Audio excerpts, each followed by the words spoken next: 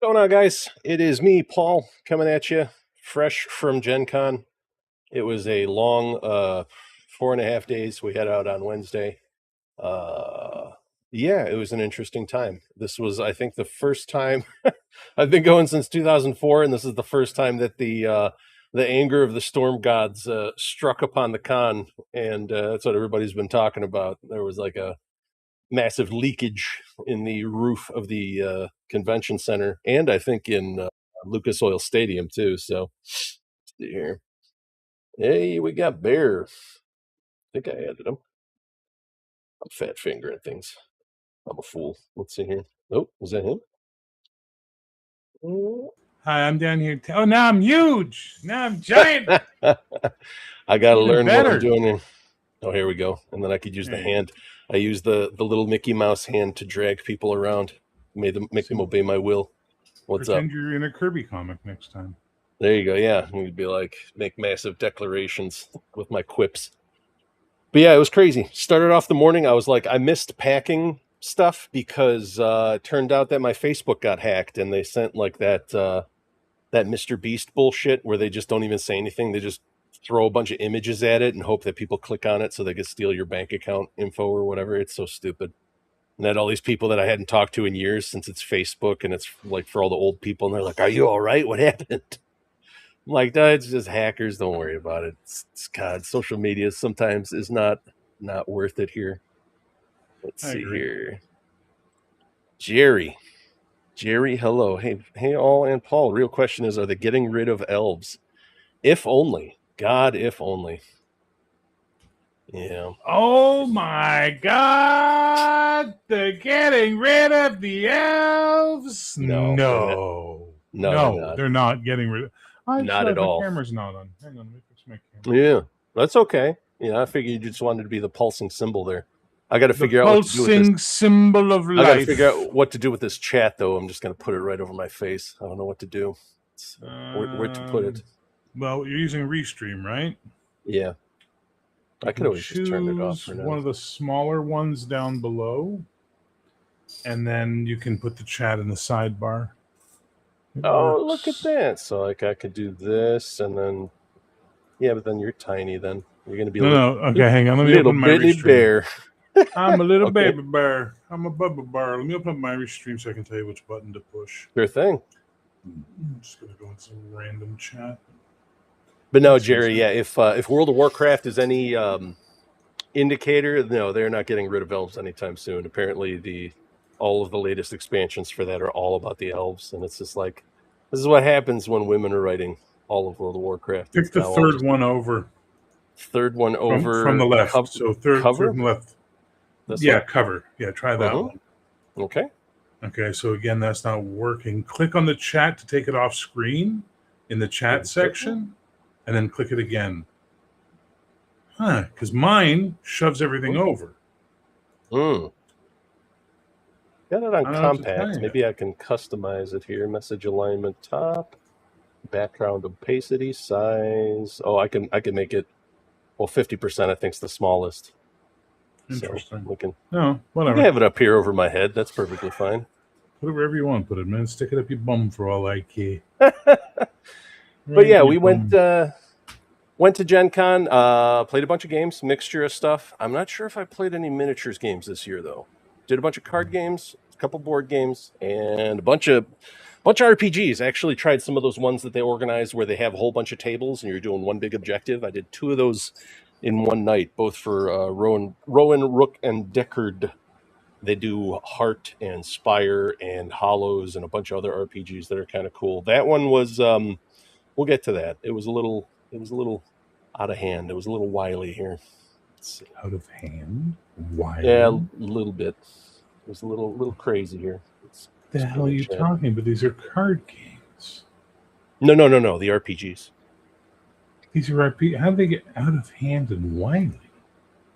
It's late night, and crazy creative types. Yeah. No, when we were in college, we always used to have the stop gaming before 2 a.m. rule.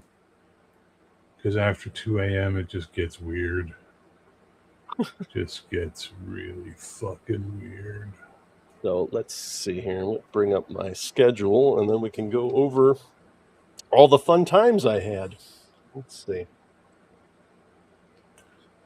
I found another Canadian guy who was doing a superhero game, and I was like, "Look Ooh. at that!" I even looked through the game, and it was like they did the same thing where it was like they had street level to godlike. They did like four Uh-huh. different tiers, and I was like, "Uh oh!" But it's not D20 at all. It's like I think it's their own thing. They did like a Yeah. point buy system. Ugh. That's how it is. Let's see. Why do I have such a deep dislike of Build-A-Hero systems? I don't I know. wonder. I I don't know don't why know. that is. Probably because they focus on like the silliness of superheroes, where people are like, well, how many newtons of force does it have when Superman punches a train? Or and you're like, who cares? It doesn't matter. Just know that he can throw somebody into the sun. It doesn't matter how fast he does it. I also think Just it has to do with. I think I just dislike it because it encourages min-maxing characters that don't make sense. That are just power, power, power. yeah. Well, I think and that's what I'm liking about Heroic 5e, which Bear is making as we speak, I'm is actually that literally, as we speak, I'm fixing the layout. yeah, you don't start with everything. You grow in your powers. I'm starting to think that's kind of the way to make an RPG is to have it where you start off very small, almost to the point where you don't have any powers. You got to figure out who the hell you are first, and then you start to kind of grow out. You could do that. Otherwise you kind of fill a mold instead. If you just go, I am Ranger, you're like, okay, well now you're going to go and do rangery things, huh? Yeah. I suppose that's it. No, you could do that. You could do almost like a DCC funnel if you really wanted to. It'd be weird, Mhm. But like you could, I don't know. It's an idea, an origin-based game where you Right, figure yeah. out who the fuck you are. That could be interesting. Well, because Ducato did a video earlier where it was like he brought up one thing. He was like, "This is going to ruffle feathers with OSR types," and I'm like, "What wouldn't?" But he was saying about backstory for characters to get your players immersed in the game, and it's like, yeah. And I think it helped me boil it down actually when he was talking about it. I think the 3 bullet points I usually say, you could probably say where you came from, where you're at, and where you're going. Where you're going being Sure, like your goal, sure. and where you came from being, a little bit of backstory. It doesn't have to, don't write, these should be like 3 sentences, at most 3 paragraphs. But naturally, of course, the OSR people will be like, oh, there's 27 pages of bit. And it's like, okay, dude, I don't care. Well, back on Gen Con and superhero games, Yes. it was really neat to see Keep Crom posted the picture of him walking around Gen Con in his Heroic 5e shirt. So I hope people asked him, "What's that?" I hope they Yeah. did. Spread the word. I'm sure. Yeah. Like that was the thing. A lot of us were asking each other at the con, like, what was the game that you played that you really liked? And one of them, I'm pretty sure I sold a whole lot of copies of Solar Titans, which I'll get to later. That was a good game. I just ended up ordering it. But my first game was Riftbound. It's based on League of Legends. It's okay. CCG. So I'm like, I'm not big on collectible card games. It was a learn and play, and it was interesting because I think it was. Thankfully, I got sat across. I think the only other guy that never played it. Everybody else had already played it and just wanted like the promos there. So like we were sitting there, we played out our whole game, and the other tables were already empty. They just went, blah, blah, blah, blah, blah, blah, got their shit and got out. And I was like, well, that looked like fun, you know. But it was kind of cool. It was interesting. I got Renekton, which is a character I played a bunch in League of Legends. Plays really fast. I've never played League of Feels Legends. it's all right. It's a MOBA, multi online battle arena. I think is what a MOBA stands Okay. for. But anyway, fun game. Let's see here. It's like feeding gremlins after midnight. Yeah, there you go. I was gonna say, don't mention that. Jess is gonna show up. Speaking of gremlins. All right. Let's see.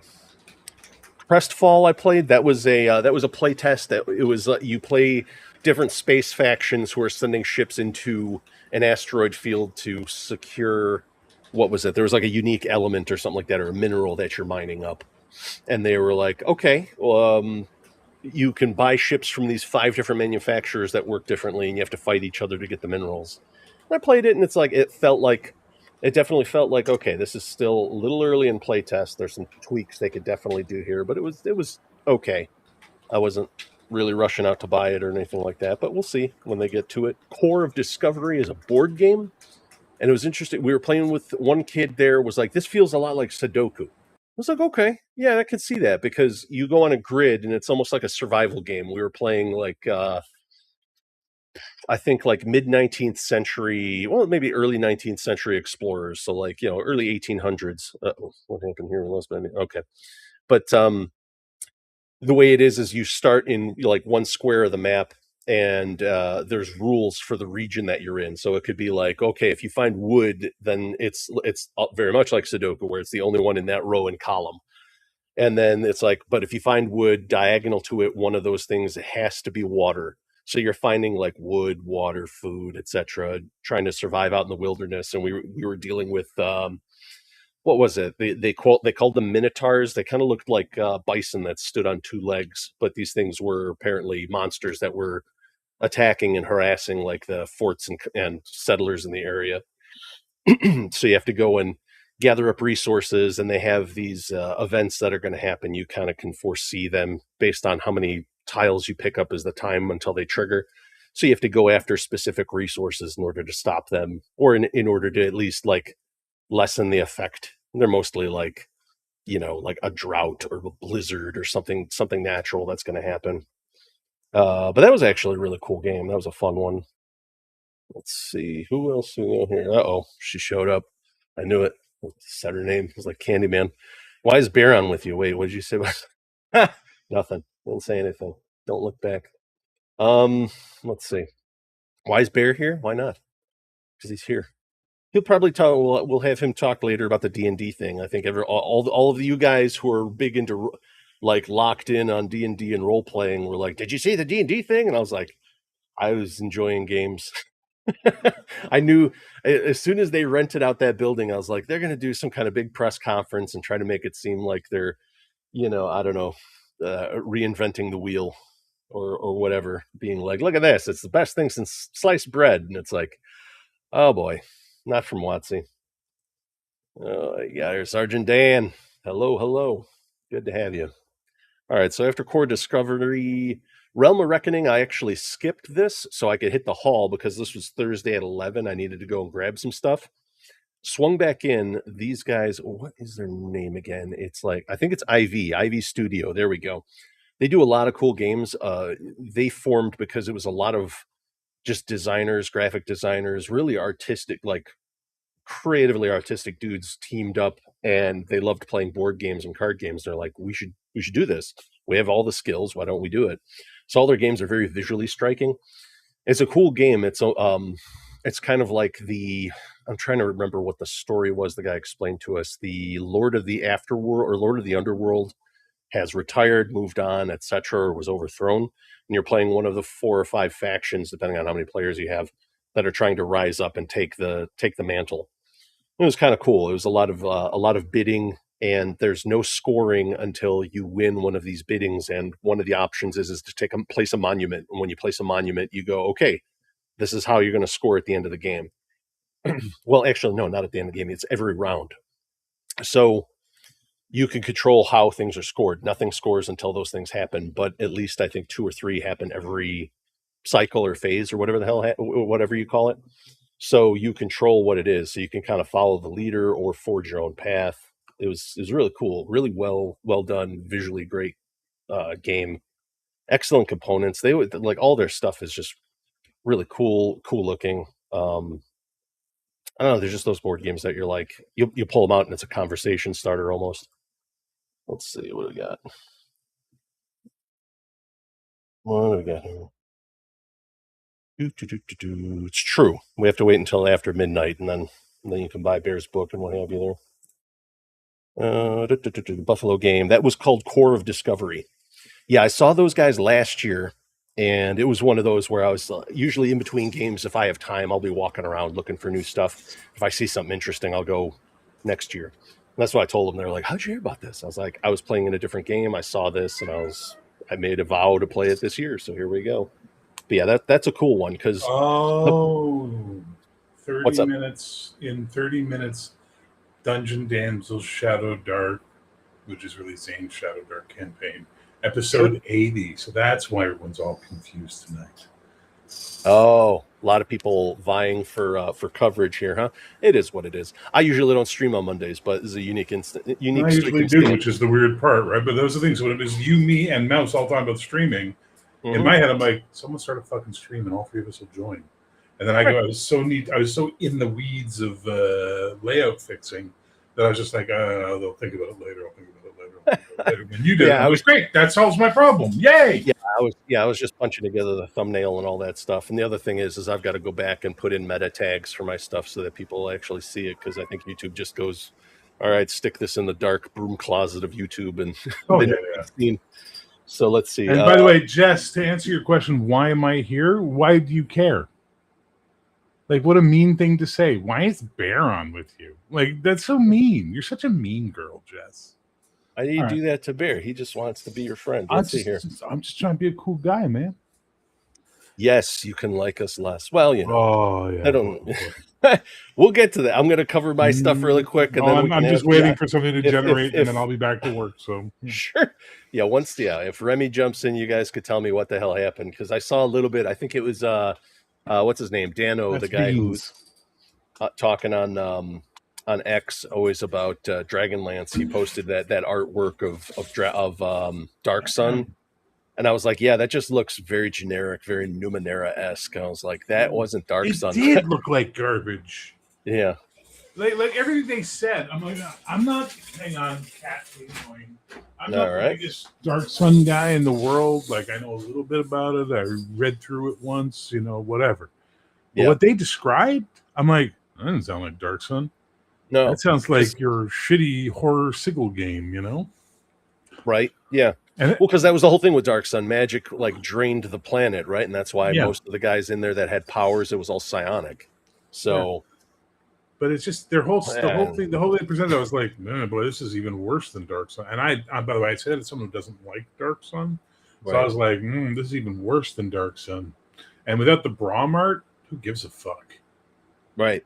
Well, see, that was the interesting thing that I always say about second edition. They tasked like specific artists to bring those settings to life, and that was the thing. Like him with that, and what's his name, Dieter Lisi with Planescape. They very much were like, yeah, you're the guy who's going to define kind of the vibe of this through your Yeah, art. Let's see. Next board game was Covenant. That was by Devere Games, and that was a cool one. That was one I definitely showed to my buddy because it's a worker placement. You're all a bunch of dwarves going into an old hold to kind of reclaim it from all the scum of the goblins and orcs and stuff that are in there. Dig things up, build monuments and all that. It was like, okay, this is kind of fun. So yeah, that was one that's definitely worth looking into for sure. We had a bunch of fun playing that. What else do we have? Cyberpunk Legends. That one was okay. It was interesting. It's a co-op card game. You play through scenarios that are they're very kind of narrative, and you do skill checks, and depending on which of the classes you are, because they have the who's like the heavy, the solo. Was that what they call them? The Cyberpunk. yeah. Yeah, Yeah, so he's like, that's the guy who's going to have all like because it's different suits. I think there's like a charisma suit. There's like the fist, so there's like violence, there's stealth, and then there's tech. I think those are that, and then you have the standard array, like it's a deck of cards. So it goes, ace through king. okay. So you could build straights and whatnot. If you build a stronger, you need to build a stronger hand in order to hit. And then some of the cards will do plus damage or prevent damage and whatnot, because you'll be either fighting against tiger claws or whoever the hell, Yeah, whatever you're doing. But that was a pretty cool game. I didn't really ask the price for it because it seemed like it was still an early play test. But my brother said it was going to be, I think they said something like $60, and I was like, that's a little pricey.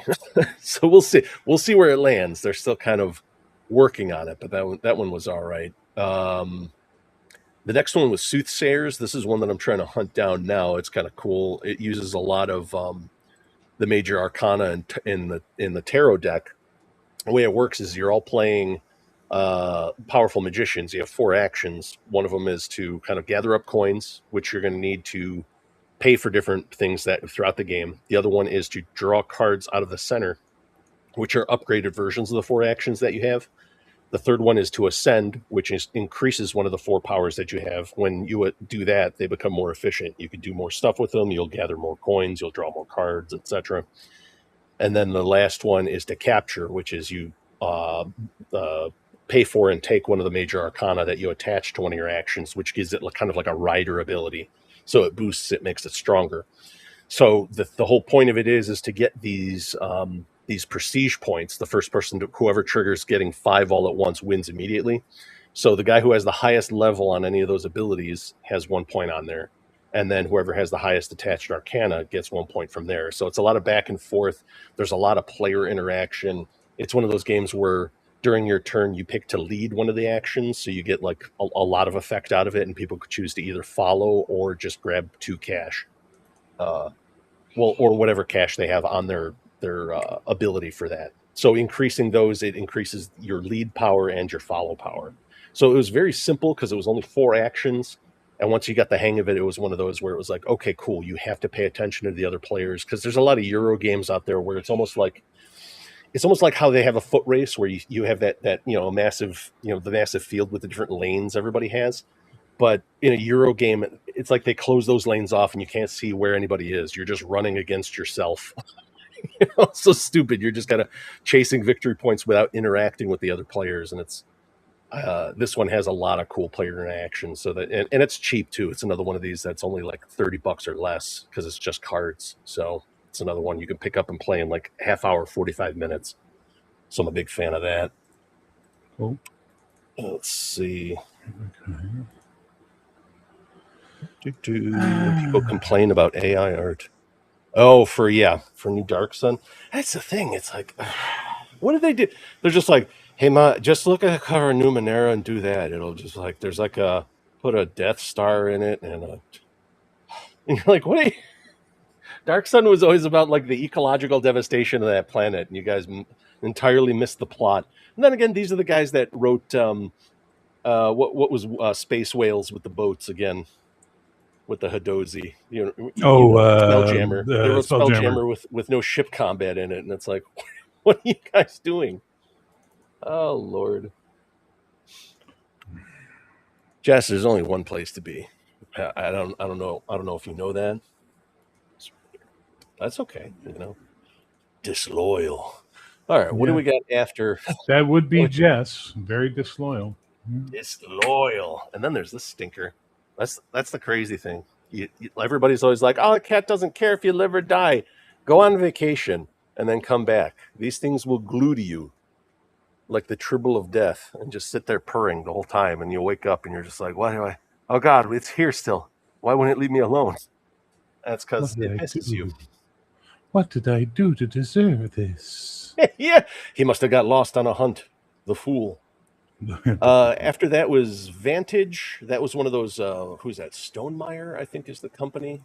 They're the same guys that do. They do a lot of different board games. Board game company Meeple Source, I think, is for Stonemeyer. Either way, that's one where it's like you're a bunch of different astronauts who crash land on a planet, and it's very choose your own adventure. You'll choose actions for stuff. It's a little bit of choose your own adventure. It reminds me a lot of Tales of the Arabian Nights. That was another board game from back in the day where it was like you pull a card out, or you have like this big spiral bound book that has the story in it, and it's like, okay, flip to this section. Which of these actions do you take? And the problem was it went all over the place. It was wild. like one guy found a pirate boat with a crew and led them to mutiny, and then he became the pirate captain and stuff. I found a wand in a book and was learning spells and other weird shit. So it was like there's a lot of it's all over the place. There was but there's a lot of referencing different books, reading different cards, pulling out different stuff. It's one of those games where you're like, this is cool. I'm probably not going to buy it because there's probably a board game arena or tabletop simulator version of it that I don't have to clean up and reference all this shit all the time. And it's all automated, and you could it takes off like 2/3 of the time with a click of a button. So it was fun, but a lot of work. Like, holy crap, a lot of work. And then the last one for Thursday was Guildlands. I was not a big fan of Guildlands. I'll leave it at that. It was a tile placement game where you're building a city, and you play one of the guilds in the city. I ended up with the druids. So I was trying to build the stone circles so I could have place my big Stonehenge there, and then all the other stone circles would give me points and stuff like that. You add up points, but the problem is during other people's turns they could just rotate the tiles. So I was like, oh man, 3 out of 4 pieces, one more for the stone circle, and they just go boop, and I never got one built. Never one temple didn't get built at all. So yeah, it's like Carcassonne but shittier. Sorry, whoever built Guildlands. It is what it is. Not my type, not my cup of tea. The other people liked it though, so there you go. There's a feather in your cap. Let's see, that was Thursday. Friday, I built it like this. Friday, I put the entire schedule in the football field because every other time to get out to the football field it takes like a half hour. You have to go up and down. They closed off most of the entrances with concrete blocks and concertina barriers and soldiers. Not no soldiers, but still, it's locked down to the point where like there's very little entrances and exits. You have to go out through certain ways, and it's hard to navigate. So I was like, I'm just going to stay there the whole day. It should make it easy. I don't have to go running around. So I started with a game called Rune Sword, which was kind of cool. There was another one where I think we were the first playtest group outside of the guy's home playtest. And it's a card game in which it was very much like Splendor, where you collect these cubes which all represent different stuff. Your mystical smiths trying to face off against kind of a Sauron type character. Generally, it's kind of what it was. There's I think 12 different squares that have values on them. That could be, he had 4 things. I forgot what the stats were for the guy, but when you fought him, your weapon had 4 stats that would go against each of those, and you either had to meet or beat those in order to survive. If you lost on any of those, you lost to the Dark Lord. You're out of the game. And you could challenge him at any time, but you knew that the minimum value was 6, and it could go all the way up to 11. So you're gathering up metals, tools, blessings, gems, and like magic in order to build up your sword. And there's a buy kind of tableau in the center that you're purchasing different pieces, and then you have to attach it with magic and stuff like that. So starting off, even though we were the first playtest group, I think outside of this guy's home group, it was like, okay, you know what? This is actually a pretty cool game. It's got really good legs to start off with. You rolled dice to generate those resources, but you only started with 1, and then you could pick to pull more dice. And the more dice you had, that's how you did. You could do scrying, which let you look at some of either the squares that were face down that weren't on him. So it lets you deduce. You'd have like a little record sheet you could cross off and say, okay, I know one of these isn't in his list. Or you could do a divination, which you could look at, peek at one of his stats, so you would know exactly, okay, I need to build up to at least have this or a little bit more to beat him there. So there's a lot of it was pretty much action economy, the game, but another game where there was a lot of interaction between players, not like direct effects, but you're trying to like squeeze people out from taking different pieces or doing different things. It was That's another good one, and it looks like it could probably be a very affordable game, not one of those enormous rifle case games that's going to cost you like $140. So that's always a big plus for me. Not a lot of shelf space that it's going to eat up. Brancalonia, have you ever heard of this? I think it's an Italian game. Yeah, I have it on my shelf. Yeah. The guy described it to me, and I was like, oh. It's actually a neat game. I mean, it's all right. It's an interesting setting. I'll give it that. Like, one of the guys was playing one of the weird marionette people who are like Pinocchio. That was wacky. It was bizarre. But they just they sent the guy in, and he had no pre-gens. He was like the most ill-prepared DM. So it was one of those situations where thankfully the players were like, we're not going to allow this to torpedo 2.5 hours out of our schedule. One guy jumped on Dropbox, found pre-gens, and we were like, all right, we're off to the races. Let's go. And everybody was goofy, especially there was one guy who was, I think it might have been a tiefling. There's like devil type people who do a lot of naturally. But he wasn't it's not like the sexually deviant devil type guy. He was kind of like the jerk with, he was just in general kind of like a jerk, but not like, an a-hole player. It was just, what did we found something on a guy. It was like a big monster eye. And we're like, what the hell is this? And he's like, give that to me. If I lick it, I can identify it. And we're like, oh, okay. And he was just sitting there licking it. And they're like, okay, so can you identify it? And he's like, no, I can't do that. I was just fucking with you. And we're like, God damn it. And we're like, oh yeah, you're a demon. You're just being an asshole. Yeah. Did you find it on the shelf? That's the one. Broncolonia. Broncolonia. And I love they have the monster book is called the Macaroni Con. That's kind of funny.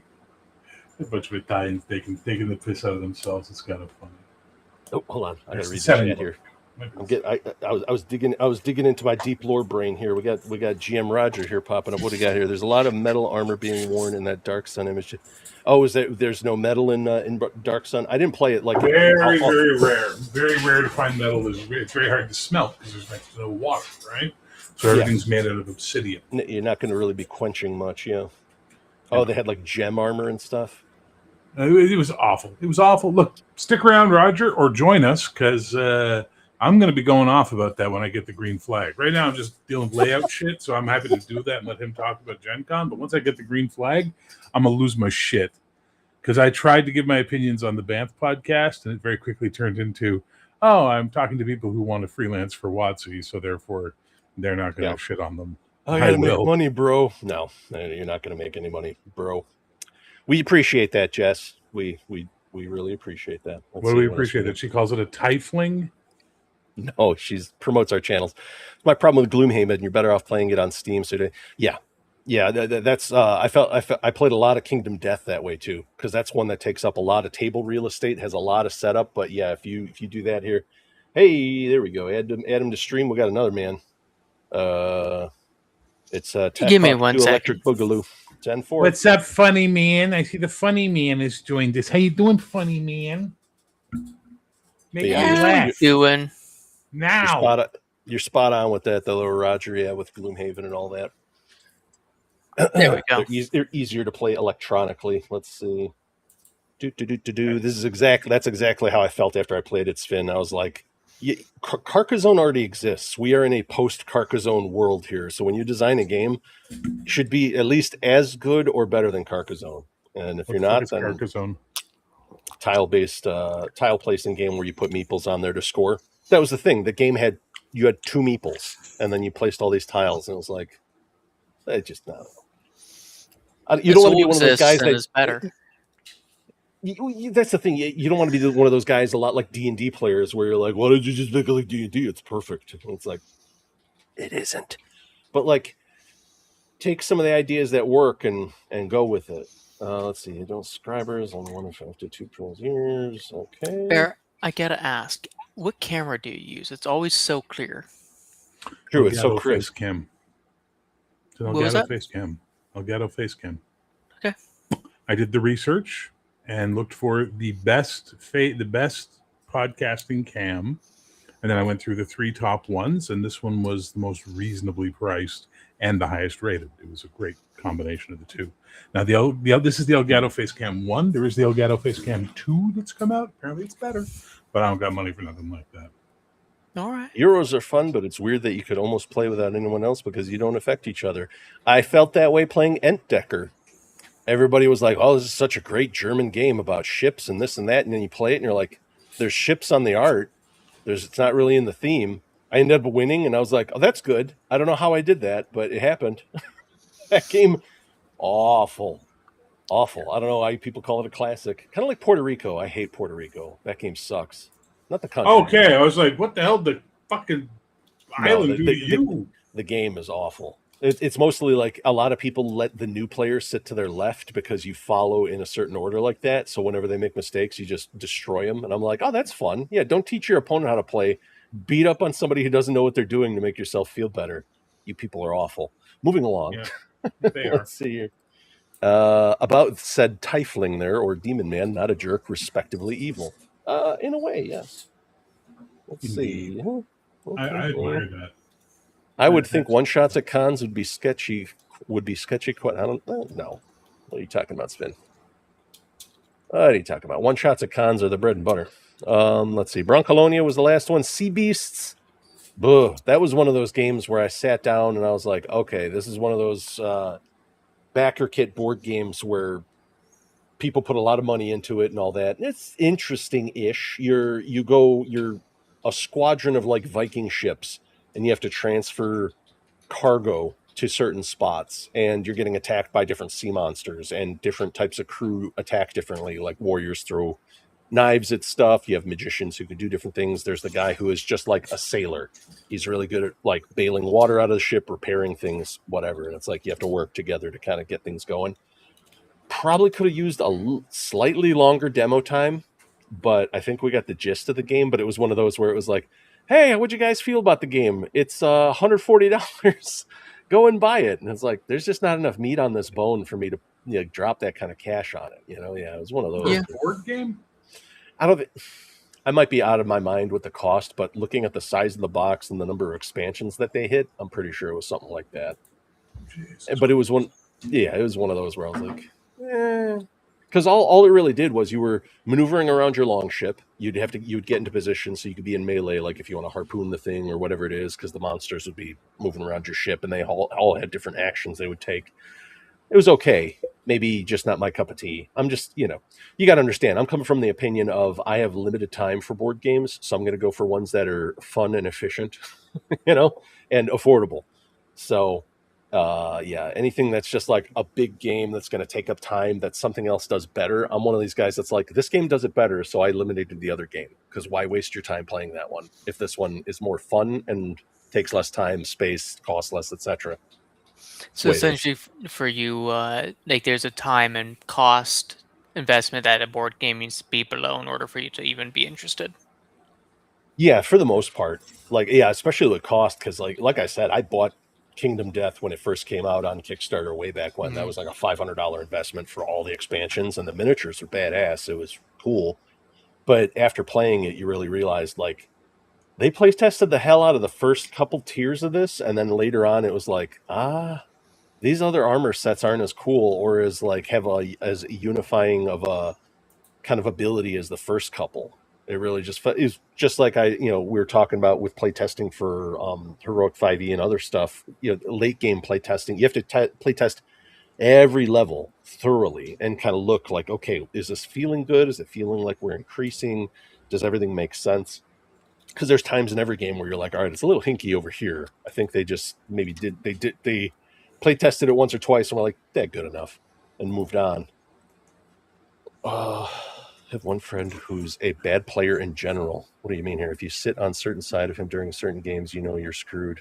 Oh, see, I understand what you're saying about the playtesting, and I do agree with you. But I think there comes a point where you go, okay, I can't playtest 10 levels of 8 classes at 3 different campaign ranks and ever hope to release this game. So some things you have to let into the wild and let the wild find the problems for you. And that's what second editions are for.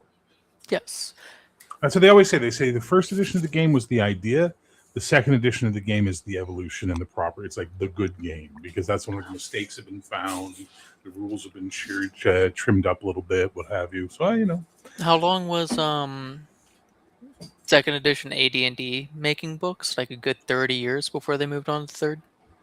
I don't think it's 30. No, are you high? It started in 1988, 89, and it ended in like 1999, like 10, 12 years tops. Oh, so they always do like 10, 10, 12 years? Okay. Yeah. 30 fucking years. The hobby's only been around for 50. Filed a complaint at a con like 5 months ago because she hugged someone during a game.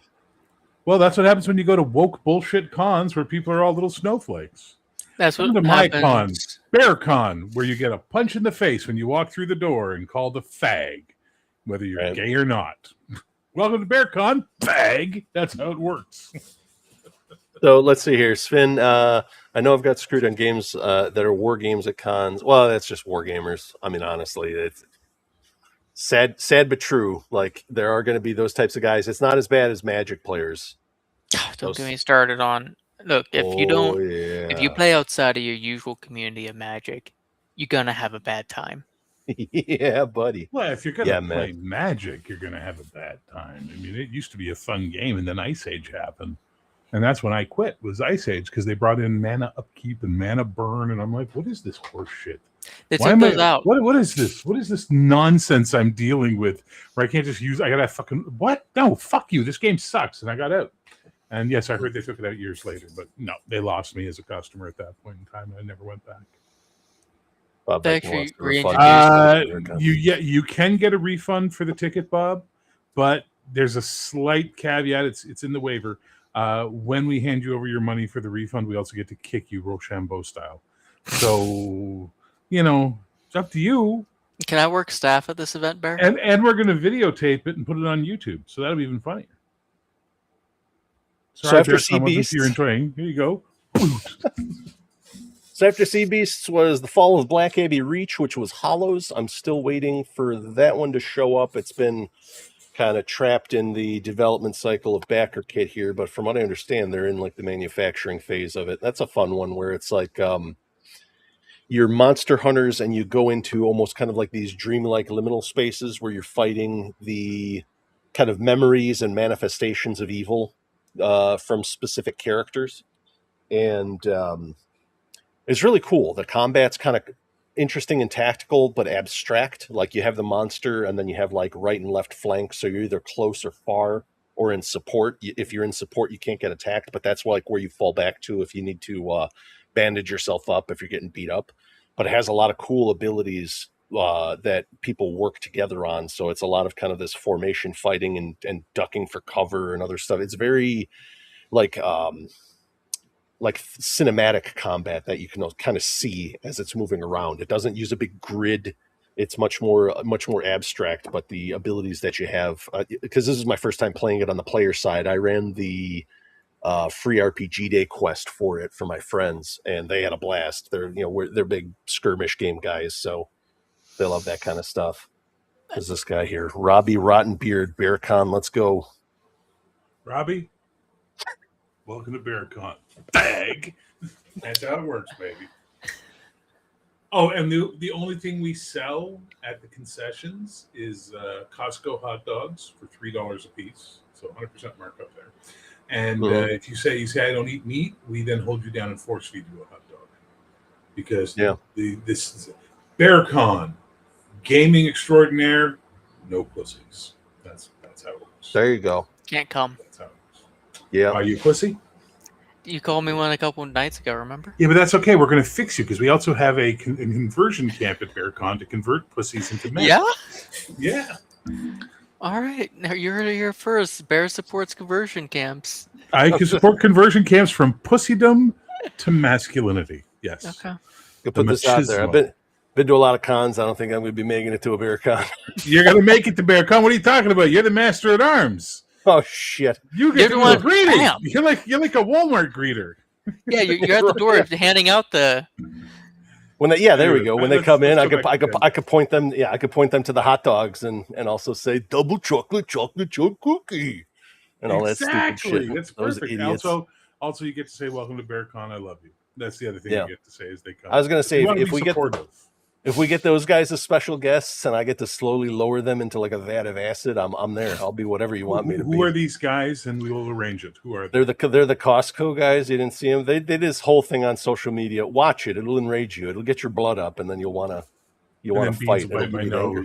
And then the cat will bite your nose so you don't have a cardiac infarction. You'll go looking for Max so that the two of you can go cause mayhem across Montreal. Max. There you go. What? The French guy that's always Boivin. Max Boivin. Yeah. You know too many Maxes. Mr. Max versus Max Liao. Got it. Not a lot in Canada, Roger. What did you do? Let's see. Something very neighborhoodly. After the Fall of Black Abbey Reach, we did Heart's Last Stand, which is based on Heart, the City Beneath the RPG, which is interesting. Very different setting. Somebody mentioned it, I thought, on your channel there, Roger, that they wanted to run it, or I could be wrong, but that's a cool game. This was another one where, before I move on from Hollows, one of the cool things with Hollows was this was one where all of us were going into Black Abbey Reach, but each of us was dealing with a different aspect of this guy's memories. So when we were going in, it was when he was like a young judge. So it was a lot of like him being an inquisitor and oppressing the people and all that. And then when people from other tables, we were hearing cross chatter, it was like, oh, this is back when he was at boarding school. And, there was a lot of things that messed this guy up before he became cursed as like one of these enemies. And one of the things they did was if you fell in combat, there was a empty table it started off with, but all the people that fell in combat would go over there to fight and train back and get sent back. Because the way What's a Gahoozits works, Hollows, since you're in kind of this dream world, you don't really die. You get defeated and sent back, and then you can kind of relearn from your mistakes and head back. I'm on But you a could end up at go ahead. I'm on a like game design subreddit that was talking about that game. Yeah, it's Seemed fun. pretty It's really interesting. cool. Yeah, no, it's a good one for sure. See, altercation at the border 15 years ago. Okay. We will not delve too deeply into that. But Heart had the same thing. Each of us was a different version of the same character. So it was almost kind of like a multiverse thing where we were all coming together to this with this big conjunction. And there was a special rule where it was like if we touched each other, we would meld into one person and get more powerful. It's It like was, Dragon Ball Fusion style. I guess. And then we would have to describe like what the new guy looks like and use our powers. That one, compared to Hollows, though, got quickly out of hand.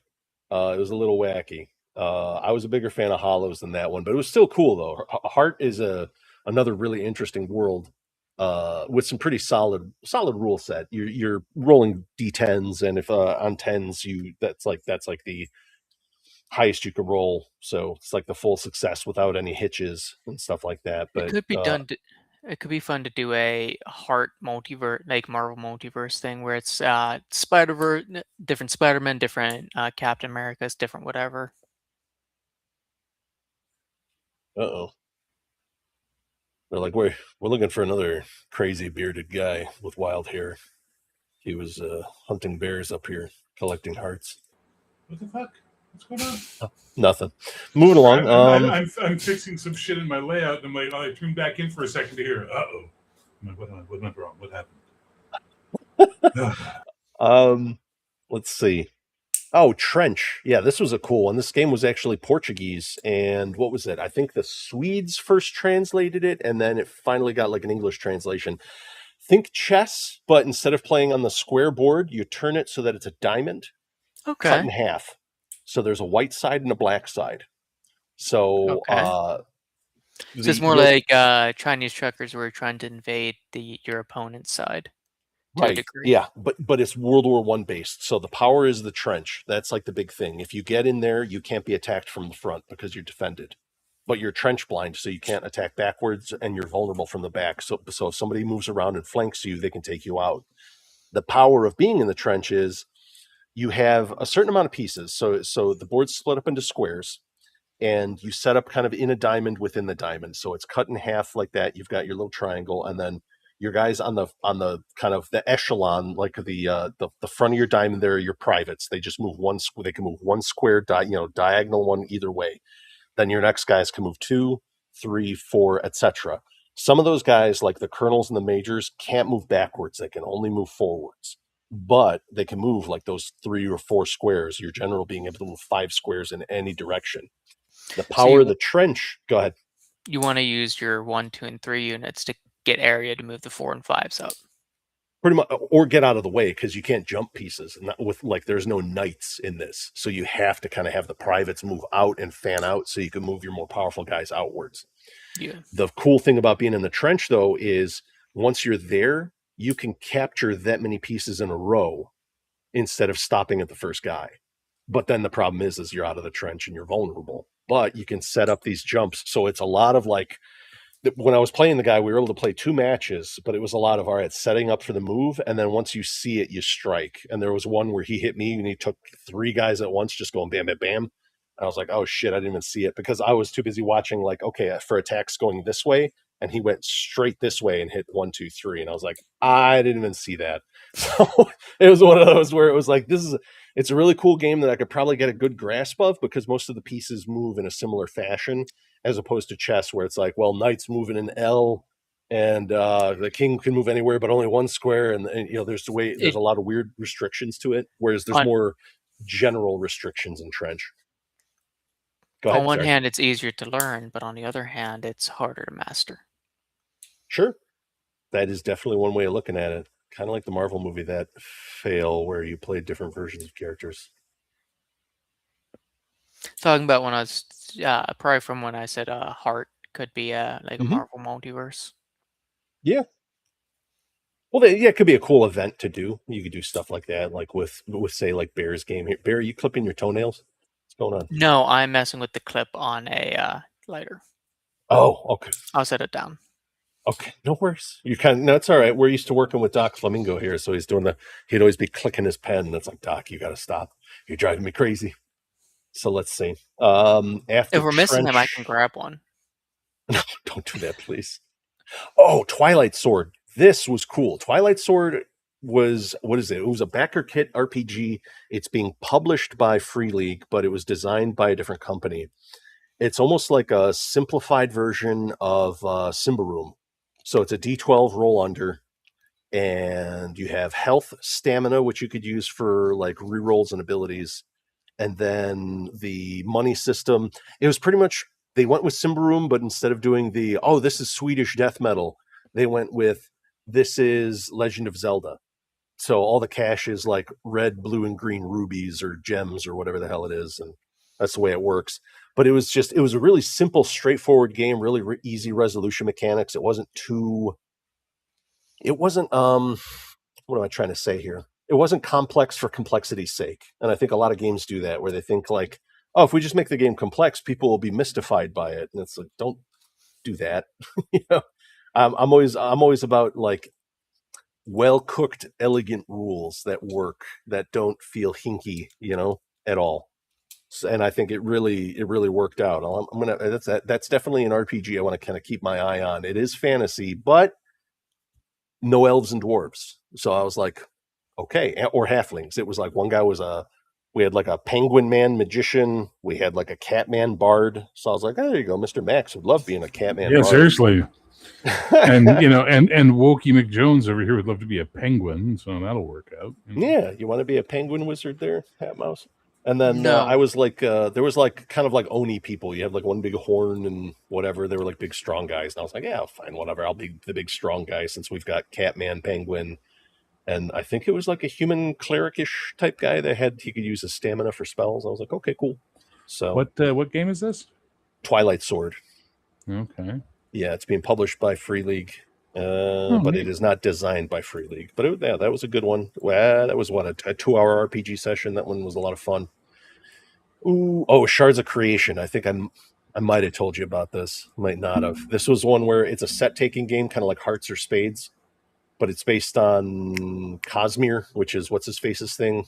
Brandon Sanderson. Mr. Mistborn, Brandon Sanderson. Yeah. What? You hungry? I might have to feed this cat in a minute. But it was okay, but the problem is one guy had played it already. There you go. One guy had played it already, and his two buddies were like championship, like Hearts players or whatever like that. So I'm just like trying to learn the game while I'm getting stomped into the floor. I was like, oh, that might be why the next game got such a big pickup for me, because I played Solar Titans after that. It was a fun game with fun people, and we all enjoyed it, as opposed to me getting my head stomped in for 2 hours or an hour rather. There was a almost like a deck building Cosmere game that came out that I played with a group. Essentially, was that the one where you burn the metal for the spells? Yes. Played that later. That's a great game. Yeah. It is. I won, but it came down to if I passed my turn without defeating the last person, I lost. It was that close. Yeah, it gets real tight. I had that where it's because it has that weird. It's interesting because it has that mechanic from King of Tokyo where if you have the target on you, you do damage to everybody, but everybody when they do damage have to hit the target, which is you. So I was like, I'm going to keep the target because I had a lot of those. I forgot which metal it is. Pewter, I think, is the one you burn. It does a lot of damage. So there was a turn where I was like, everybody take 11 damage. And they were like, whoa, because that's like, you only start with like 36 health. So it was like a third of their health just got nailed. And I was like, oh yeah. But yeah, I killed the guy to my left. One guy was down to like 3 hit points. Another guy was down to 2. And I was like, I got nothing left. And there's no way I can shift the target off of me. So they just killed me off because they knew the next turn I was going to wipe them out. So yeah, that's a fun one. We'll get to that in a sec. But yeah, no, yeah, that Cosmere game, the set collection one, okay.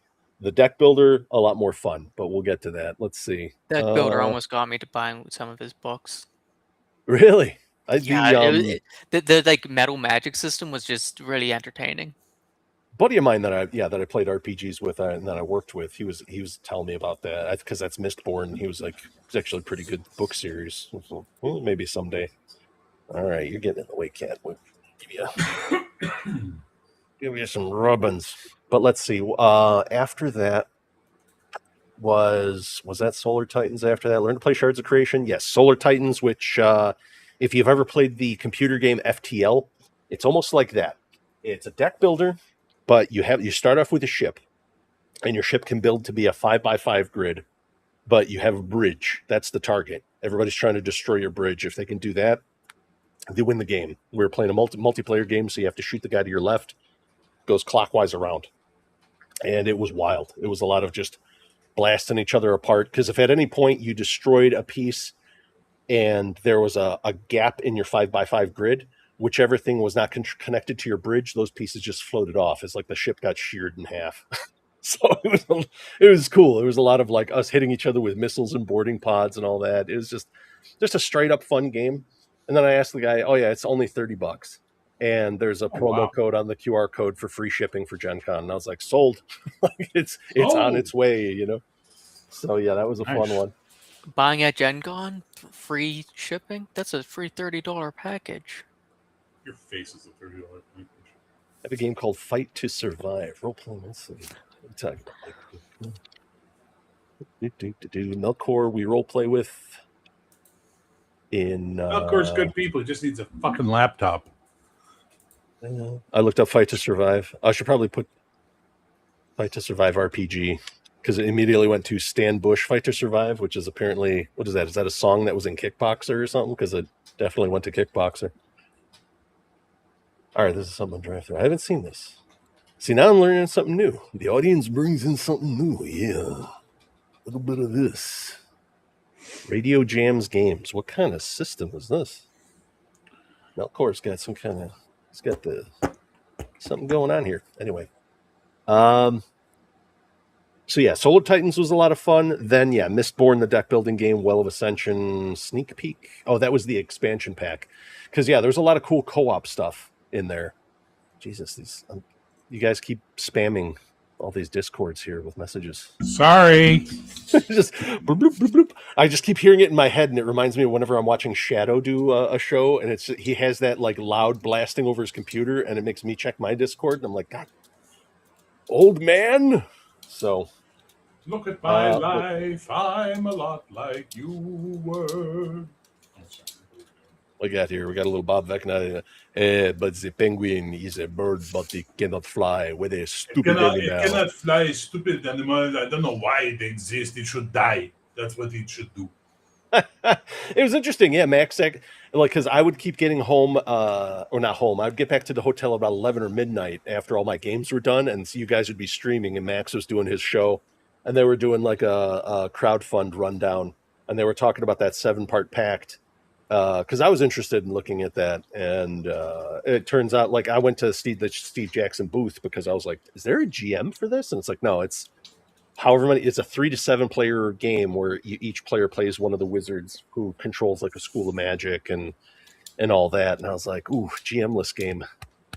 It's kind of rough, especially if you play with people who've never GM'd, because then they just don't know how to offer input. They're just there trying to maximize their own character, so falls apart. So I'm probably not going to grab onto that, which is fine because it looks like one of those games that's enormous, kind of like that. What was that game Monty Cook did, Black Sun or whatever? That was like a $300 cube full of cards and shit and other stuff. Yeah, no. Yeah, I was like $150. I don't know. Let's see here, GM Roger. I have it. I like trick taking games. Oh no, they're fun, Roger. Just maybe not so much if like the 2 of the world champions and all that, you go into trying to learn it and they go and just stomp you to death. So maybe less so for me. Let's see. You can do Bloodsport easily. Well, there you go. If you like, I don't need a board game to do Bloodsport. Yeah, he lives in Baltimore. It's happening outside at all times. Let's see. Yeah, Mistborn was cool. I like the fact that there are solo and co-op versions for that you can do. where there's like an enemy deck you can go against. And they had a cool one in the expansion where it was like, instead of doing those quests, there were gates that enemies would pour through and you had to fight against them. I was like, okay, that's kind of cool. After that was Coriolis 2nd edition. We did a game called the Black Ziggurat. That was okay. It seems like they changed the system slightly to be almost like a what am I thinking of? Almost more like a Indiana Jones-ish, like you're delving into ruins and stuff of that nature, where you're watching Invisible Sun. There you go. Yeah, Roger. Do you? I kind of don't want to know the answer, Roger, but do you own Invisible Sun? You know what? Lie to me. Roger, tell me you don't. Are you gay, Roger? That's what he's asking. Are you gay? Not that are you gay, but did you pay $300 for that cube full of cards and other stuff that you never play, and it's sitting there? That thing is the size of like an entertainment center. I don't know why you buy it. Anyway, did you back or get that right? Is this your homework, Larry? All right. Anyway, moving on. Coriolis was okay. It was the after we finished up early in Coriolis. That's when the tornado warning happened. So we had to kind of like shelter in place instead of moving around. And then it was only then that I was surfing through social media. We got to talking to each other, everybody at the table, but looking around and seeing that, the main gaming hall was flooding. I didn't learn until later that, the mezzanine really got hit hard. So I do not own it. I did not back it, but that's good. Even if you're lying to me, I'll find out, but that's good. All right. Moving along. Torchlit I skipped because I was trying to get to the JW for my next game, and I wasn't sure what the weather was outside, especially after people were screaming like the roof got torn off. Let's see. City of Fotis. You ever hear of this one, Bear? It's misspelled. Ptolus. Oh, Ptolus. Ptolus. Yes. Oh, that's fucking Monty Cook, isn't it? Monty Cook again. Monty Cook's cube of a city. Everyone there's a little blurb on every single citizen. There has to be. There's too many pages. See, Roger, much like how there are cycles of the moon, sometimes things align, and I'm a big fan. I too do not like the cipher system. So there you go. Not a fan. They ruined. If someone else was running Cypher, I'd play it, but they ruined it with their 2nd edition, so I'm just no reason to play it anymore. Because the DM that ran it for me wants to move over to 2nd edition, so I'm just out of those games. Gotcha. Let's see here. Bob Beckna. I actually like stuff, but my group bounced off it pretty hard. That's how it works. I was trying to get them to do Ironforged, Starforged, but that was we tried it out doing the no GM, everybody just does stuff, and people's brains locked hard on that. They just could not manage it, and I was like, I'm not going to go back to this. I think that was like a traumatizing experience for some of them where we tried to force creativity out of them, and they just were like, start freaking out. We're like, okay, we won't be doing that again. My GM did not show up to my Saturday game that I rushed over the JW for, but luckily we were able to replace that. What were you going on with there, Hatmouse? Apparently they've never done collaborative world building. No, we did that. The people who brain fried when you force them to be creative. No, we did it with Fate, but it was like they set it up with a specific framework. So it was like you limited what you had to say and do. Whereas with Starforged, it's like it's much more broad and open to like, okay, describe the scene, do this and that, and they're just like, instead of it being like, hey, do you guys want to be from like a desert world or an ocean world? And it's like, oh, it's easy, A or B. They can do an A or B, but once you go, that's hey, not the same as you draw a picture for me, and then they were like, no. So you're like, well, okay, we found our limitations here. we can't do it. Picking A or B isn't quite collaborative world building the way I mean it. Okay. Any Giants Lands games? Only time I saw Giant Lands was actually at EggCon 2 weeks ago. They were offering one, but I did not sign up for it. It was on my short list, but something else beat it out. I forget what. But that one's going to be a hard one to find, especially considering like the 3 guys actually responsible for it are gone. As in, well, One's not deceased, but the other two are. So it's like, yeah, at least responsible for pushing it rather. But yeah, my role playing game that was at the JW got the 5 minutes to show. Nobody was there, so I went next door where Lurking Fears was running a whole room of different games, and they were able to squeeze me into a Vaesen game, and that was actually really good. I didn't think much of Vaesen. I didn't think much of Vaesen when I first played it, but I think its strengths lie in it is not Call of Cthulhu. It's an investigative that does more folklore and mythology, but not mythos. So you're not going to die and go crazy. You might get driven into despair. You might deal with some things that are pretty horrific, but it is not that Call of Cthulhu level of like you're just meat for the grinder, and you're going to die, and that's it. It's for the meal, right? But that was a good one. Yeah, it was just 3 people in that one, and we worked off each other pretty well. And then the last game that I had scheduled that I did was Time to Panic, which I bought from IV Studios last year, which is kind of fun. That's a card game where you lay out numbers and you have to put them in ascending order because that's the timeline. And every time you play a card, it has an ability on it that either lets you switch a card, delete a card, add a gap in the timeline so you could slip more, different cards in it. It's a very simple premise, but at a certain point, you stop pulling out these card randomizers that change up the lanes, and then you're just left with whatever cards each of the players has in their hand, and you can't communicate exactly what you have. So you have to kind of do a little bit of mind reading, like you're playing bridge, to kind of set up, the perfect order for it. And that's a nice tight little card game for that. Let's see. Now, you two boys were definitely going on about the D&D thing. What struck you about this big D&D announcement? Because I watched a little bit of it, and I was like, I don't care. I'm not big on role play celebrities. So I can't stand it. I don't give a flying fuck. I don't give a fuck. I've worked with celebrities. I spent 20 fucking years in the film industry. I don't give 2 shits about celebrities. They're all fucking either nice people or pieces of shit. There's no in between. There's no meh. They're all either super chill people or absolute fucking asshats. It's unbelievable. But I don't give a fuck. I don't give a fuck. They bleed. Who cares? I'll have a video. I don't give a fuck. Look, don't give a fuck. Manigello, what a guy, Manigello. Like, I don't give a fuck. And then, like, the crowd was so dead. It was like people popping for everything. WotC employees had to have been WotC employees because they were like popping for stupid shit like D&D Beyond. What the fuck? That presentation sucked. The entire all of them sucked. Trisha Helfer comes out. It's like they didn't even pay her enough money to act. So she's just like going off memorized lines or a teleprompter, and it's shit. And like, it's Trisha fucking Helfer, guys. No one in the world was going, you know who's a really amazing actress? Trisha Helfer, underrated. No one's fucking saying that. Why should we care about this fucking woman? There's no reason to care about this woman. They don't know what fucking Dark Sun is. I don't like Dark Sun, but I like Dark Sun more than what they fucking presented. That was insane. The crowd was mild, man. It was Girls Gone Mild. It was insane. It was so bad.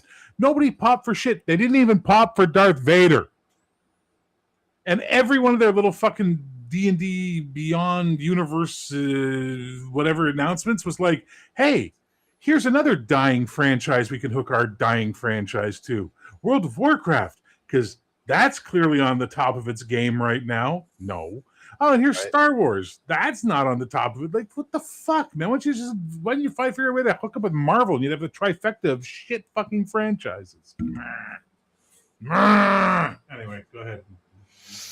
I have a video coming out later this week that is I'm calling it an honest review of the thing, not because I'm taking all the celebrities, all the talking heads out of it and just looking at what was posted. It's still not that great, guys. Especially because I actually hate the entire concept of IP collabs. You're making less money than if you just had a good idea yourself. Right. Exactly. Yeah. Well, that's the whole point of it. They just go, maybe we can mix this audience and try to grasp some more market share. Just like, that's what it is. It's guys who look at like ledgers and trends that are setting it up. You don't have a guy who's creative doing anything. It's like no, we need to capture demographics, and it's all that speak where you're like, I don't The only- care. And then I'm sorry, I got to get this out. It's Sure. fucking turned to a cancer inside me if I don't get it out. They bring on their fucking cast of their bullshit live play that they've been caught buying bots for. Like, Oh, no. what the fuck? And they are so cringe. It's like a glee club. It's like theater kids. It's like these fucking people you beat up and took their lunch money or some shit. They're just so annoying. And they're all worshiping their fat chick fucking GM like she's a goddess from on high, and it's cringe. The only word everyone watching it together when we were streaming it, the only word everybody agreed on was, "This is so fucking cringe. Oh my god, this is cringe." Like, Right. Jesus Christ. I truly believe the millennial, early Zoomer ownership of media is dead now, because this was exactly the kind of shit we've been seeing for the last 15 years, and the reaction of the crowd proves this shit is dead.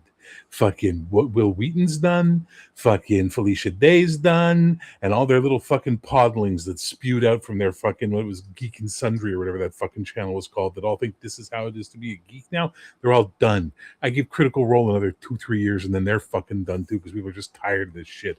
People want some reality. Right now, we are moving into the period of the fucking zeitgeist where people want reality. People want realism. People want sincerity. People want genuine. And WotC clearly did not get that fucking memo. They have no clue. Well, they're stuck in Seattle. Of course, they have no clue what the fucking zeitgeist is. Fuck. It was like the biggest. It was the biggest circle jerking, fart huffing festival I've ever seen in my life. It was brutally bad. Right. Well, that's why when. No, that's Yeah. all right. Yeah. When I saw that they rented out like their own space and all that, I was like, okay, this is going to be very curated. That's me. And so when people told me this and this and this happened, I was like, well, yeah, that's kind of the way it goes, really. Did they do any Q&A or anything, or no? Nope. No, Okay, why would they do that? That would expose them. Yeah. Remy, what's any opinions? Because I haven't watched it, so. So the only interesting thing I've ever seen come out of a collab, Universe Beyond, guest characters, new skins, anything. The only interesting one I ever saw was a local game store ran a Magic the Gathering event that had the Spider-Man set, the Marvel set, and the TMNT set, and they called it like Crisis in New York, or something like that. That was a cool idea, but it wasn't their idea to ruin the IP by shoving 3 random franchises into it. What? Why not? Ruin all the IPs. Do that. Make sure you ruin them immediately, because nothing means nothing anymore. Nothing has value. Yeah. Exactly. Nothing means nothing. Nothing has value. Nothing is of quality anymore. Nothing has what's the word I'm looking for? Principles. Integrity. Also, at the end of the review, spoilers, I'm like, I might pick up the Star Wars set if it's, a decent D20 system. Oh wait, hold on. We've done this twice. There's a better one already in existence, and 5.5 isn't going to be a better system than that one. R.A. Salvatore was like listening to your drunk uncle explain like the fucking Grenada invasion to you. It was so bad. It was so last minute too. Oh my god! And then they announced, and 2 people I'd put on my Mount Rushmore, with Joe Manganiello clearly trying to imply he belongs on the fucking Mount Rushmore of gaming through all this. He's bringing out Tracy Hickman and Margaret Weiss, and only Tracy Hickman came out. Yeah, which, like I said, is crazy, because I saw Margaret Weiss on the street. She was there, so I don't know what to tell you. Well, I wonder if the last cast member for the Dungeon Masters live play was there too and just didn't want to be on that stage. I don't know. Fuck them all. I don't know. But the Salvatore was like, what? I have to talk? I just got off a plane. Anyway, like 2 weeks ago, they told me I was doing this, so I guess I'm doing this. And here's a fun little story, and I'm going to go stand in the line now. Yep. And then it was it Ernie or Luke? Which Gygax was it? It's Luke Gygax. Has to be Luke, because Ernie has passed away. Okay, I don't know. I don't follow this shit. I don't. Anyway, so it does narrow it down. It does narrow it down, though. It does help. It does help. He was void of charisma, and he's like, "And my character, Melf Magic Arrow," and the audience didn't give a fuck. Half the audience was like, "Who the fuck are you? Are you Gary Gygax?" Like, they didn't know. It was the spiritual successor. And then they make Joe Manganiello makes her one of them. No, it was the guy from Dave Ayub. The guy, he's from Montreal, so I must know people who know him because if he was gaming in Montreal, someone I know has gamed with him. He's making this whole introductory statement about how we've really we've lost our way and we see that now, so we're going to do our best to bring it back to the fans. And then they proceed to announce a bunch of shit no one who's lost gives a fuck about, including more Dragonlance. Didn't you just do this 2 years ago? Are we memory holding that shit? Okay. Right. Weird Dark Sun that looks nothing like Dark Sun, so that's interesting. Oh, and here, Ernie's going to do Greyhawk. Yeah, we knew that a year ago. You announced that at fucking GaryCon or some shit. Who wrote this show? Who made this show? Well, what's great is one of the draws for Dark Sun are survival, like gritty survival mechanics, which a D20 system does not do well. So they're only going to serve us like mid-rare, half-polished mechanics for an actual gritty survival game because the system just can't support it. Yeah. It is what it is. Let's see here. Yeah, Bob brings up a good point here. Could have sold me a WoW book 15 years ago. Let's see here, 2011. Yeah, because 2011 was still around the time of about Cataclysm. So the game was still okay. That was before. And it was in 4th edition still, which was a much better rule set for a super heroic. It was, skirmish. It was kind of late 4th edition. Yeah. That's when I got in, and I could only find 4th edition books at the store. So is Fantasy Flight Games no longer doing Star Wars, the RPG? They haven't released a new book for a while, and the last reprint went to market like 8 months ago. Okay, interesting. Maybe that's the whole thing. Yeah, I don't care. I don't really want to. And then Renegade Games, a year ago, says, "Hey, we're gonna move over games, or maybe 4 or 5 months, but we're gonna move over games over to be compatible to 5.5." Well, now it makes sense because they're in the pocket. They're doing one of the setting books and moving other Hasbro IPs, which they've held for a while, into 5.5. Transformers, Power Rangers. Their Essence 20 system was awful. It wasn't that good. So they didn't even announce that, though. They didn't even announce that Transformers and G.I. Joe are coming over to 5e. It feels like their contract was up for the IP, and it was turn it to 5.5, or we're going to take it back and turn it to 5.5. So Renegade's like, that's our money. We gotta follow the bills. Is Renegade owned by Hasbro? No, it's an independent studio. I heard it's an independent studio. It seems like they're carrying a lot of water for them, mostly because they're publishing Axis and Allies now. They're not attached to WotC. I think it's Hasbro that's we're going to license this stuff to you, pretty much. Yeah, I think they're like a Hasbro something or other. Well, they relaunched HeroScape, which was big Hasbro way back in the day, which is odd because this is another one of the snake eating its own tail things where, the new HeroScape came out. I only remember HeroScape because people bought the old terrain to use for BattleTech, but now they're doing a special version of that terrain, not HeroScape, but a whole different company that is just for BattleTech, that's sized for the BattleTech miniatures that are currently out. And and I was like, well, hopefully you're selling to new customers because a lot of people still have the old HeroScape terrain and they're not going to pay you today dollars for that crap. But you're going to have to come up with something new and interesting. They're not going to pay for resized stuff they already have. So Fantasy Flight Games announced that they still have the SW license and the WotC is a one-off. They didn't sound too happy about it, apparently. Yeah, this is a new thing with licensing where they're not doing dedicated licenses. Like Moorcock doesn't do that anymore either. Like anyone can license Elric. That's why we got 2 Elric games coming out. One from who is it? Goodman Games, and then one from who is it? Free League. Yeah, Free League. I was almost mixing it up. Free Leagues, I think, is just going to be a clone of the old basic role-playing Chaosium game, which would be great. It's a good game. Right, yeah. Which, that's because I'm waiting for Arc Dream. The guys that do Delta Green are doing a Black Company RPG, so I'm really looking forward to see how they're going to manage that. Yeah. Could we get a slightly less convoluted Marvel game out then? Because D616 sounds... Marvel's not doing what they're locked in with that shit. They're going to be doing that for a while. I have a bad feeling. You know what? Matt's a nice guy. More work for him. Is what it is. So on to the cool stuff that we purchased phase.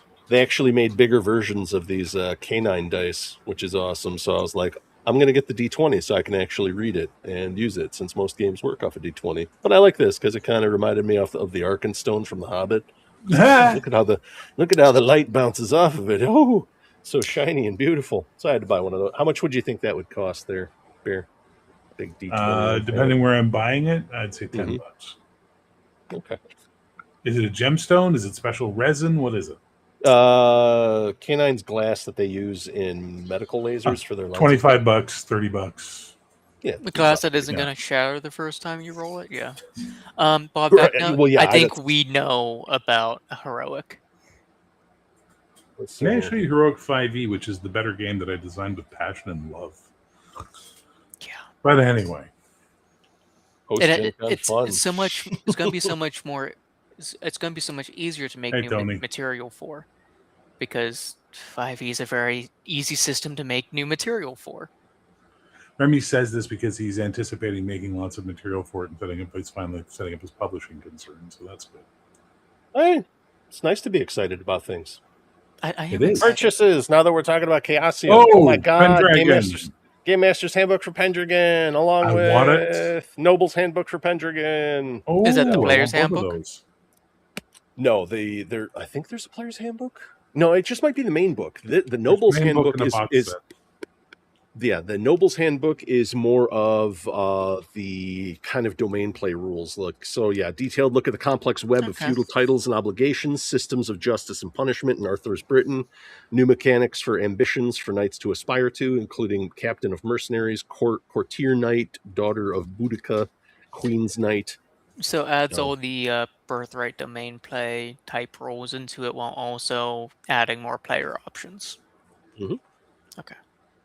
And then, the GM's book, let's see here. Guidelines for fine-tuning Pendragon to your preferred style of play, rules for running battles from the smallest skirmish to most legendary clash of arms, a variety of Arthurian acts such as feasting, tournaments, and courtly intrigue, and such. So, Pendragon. I know this is one that every time we show it or talk about it, Max Boivin is like, I would like to play the Pendragon, because he likes to play knights. This is one of those systems where they enforce role play. You can't be... your stats is just like a dichotomy, and how much are you one or the other? Pretty much.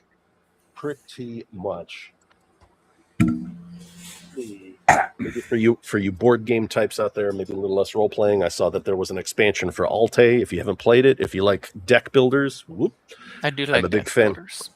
I like deck builders. I like deck builders like this. That I think the first one that I remember, which actually just had, I think it's 10th or 15th anniversary. I think it was 10, which is Clank. Did you ever play Clank, Remy? No. It's a deck builder where you're a bunch of thieves. You're going into a dungeon. And what the Clank refers to is when you make a noise, you throw cubes into a bag of your color, because there's a dragon roaming around. So the more sound you make, the better chance of them pulling your colored cube, and then he's coming after you. So you have to kind of develop your sneaking abilities and whatnot to not put so much cubes in the bag, etc., and all that. It mixed deck building with kind of like with a physical board game where your piece was and stuff like that. Alte is very similar. It's more of a deck building plus civilization game where you play, you're trying to build up your civilization across the board, and then what you play out of your hand for deck building fuels what you're doing. It feels a little bit like 51st State, which was a fun game. Yeah, by Portal Games. That's a cool one. That's another one. That one's, I think they were on their 20th anniversary for that one. That's been a while. That was their first game, I think, Portal Games. The post-apocalyptic, it was like a Mad Max type of world. Yeah. Where you're collecting gas and scrap.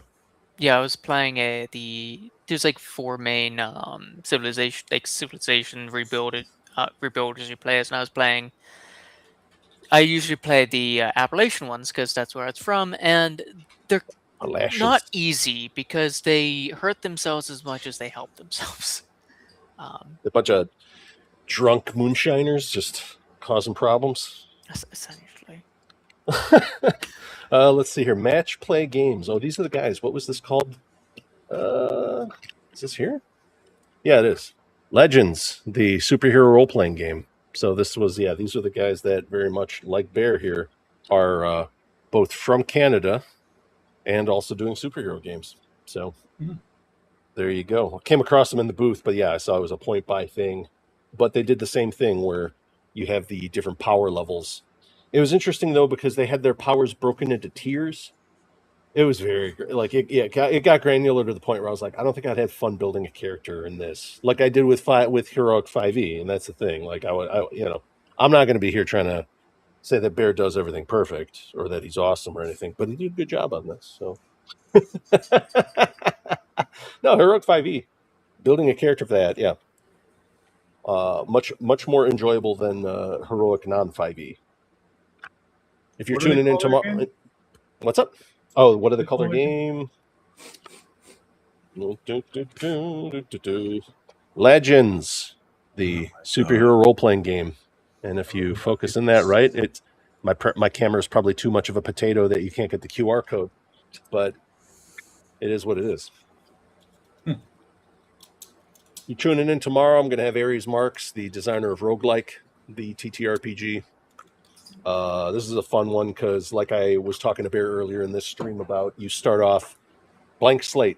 You're just a dude, and then you go into the dungeon, and as you find items and stuff like that, then you start developing your powers, and it's like a roguelike where you're going to find random things and you build your character based off of those. So you're going to have a lot of options from the get-go. It was interesting. I played a game of it, and I was like, wow, this is really fascinating. I played it 2 or 3 years ago at Gen Con when he was still playtesting it. They already crowdfunded it. They're working on it. It's coming out at some point. They actually teamed up with the guys that did the Boss Monster game. If you've ever played that, I think it's a card game. It's more of a cardboard game, but they based one level on that because he has the books in there are different dungeons. They come in like these little cartridges that have different items and dice and stuff in them, and they're all flavored differently. And each of them has different rules. Like there's a Monster Hunter one, and that has the crafting rules because you're going to pull components off the monsters to build stuff and whatnot. So each one has different items and a different like rule that you can add because there's like attunement and like gems and other things. But I'll ask him about it tomorrow. Tune in if you want to know. Tired, Remy? It's a long day. Yeah. I looked up Legends the Superhero RPG, and I found their Kickstarter. And I don't think like people, especially like new game designers, are like, look at all these options we gave you, and they don't realize how much that turns people off from their game. 100 superpowers and 650 plus unique abilities. Yeah, that's the problem is people, especially in a point buy game, are going to look through those and go, all right, I need to triage which of these are the best so that I could purchase them to make my guy the most efficient. And it's just like, the problem is it goes against what you guys are building in Heroic 5e, which is, no, you build off of a theme.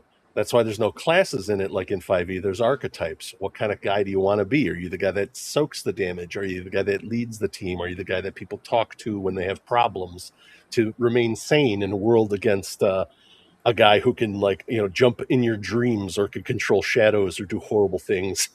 Like, where does your guy fit in that? Instead of it's being like, how do I make the most efficient laser blasts with my guy so that I could kill Darkseid in one hit? And it's like, that's not what comics are about at all. Bear, I've had one complaint about the game from my playtesters. Well, 2 complaints. One is some abilities have the same name, but I think we fixed that at this point. Yeah, we have.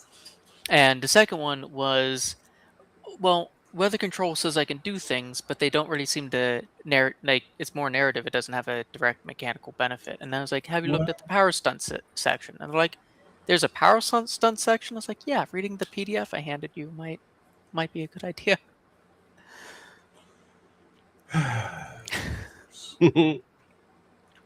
If you caught episode 3 where I talked to Jeff from SMG, I swung by his booth. I picked up the Hannibal campaign that they did for their Robotech RPG. This is kind of like in between the Southern Cross, so the Robotech Masters, and the Invid Invasion. It's a campaign that kind of like builds connective material in there, and it deals that's really exciting. I like that idea. Well, that's what's cool. They expanded on that, and my favorite is they did a lot of stuff in between during the Malcontent Uprising with Chiron, because that's an enormous period that they kind of gloss over. That's the one where what's his name? in the Macross series, Minmay's cousin is leading a lot of groups and stuff like that, because there's a lot of groups who are like, why are we listening to the Robotech Defense Force? They got like 80% of the planet bombed into oblivion.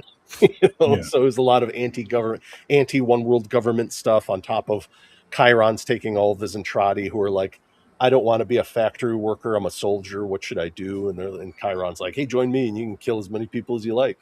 So there's that whole aspect of the world to it where on top of like they only really covered I think like South America and North America, there's the whole rest of the world that they were like, we can cover what happened here and how they're rebuilding after the world got flattened by the aliens.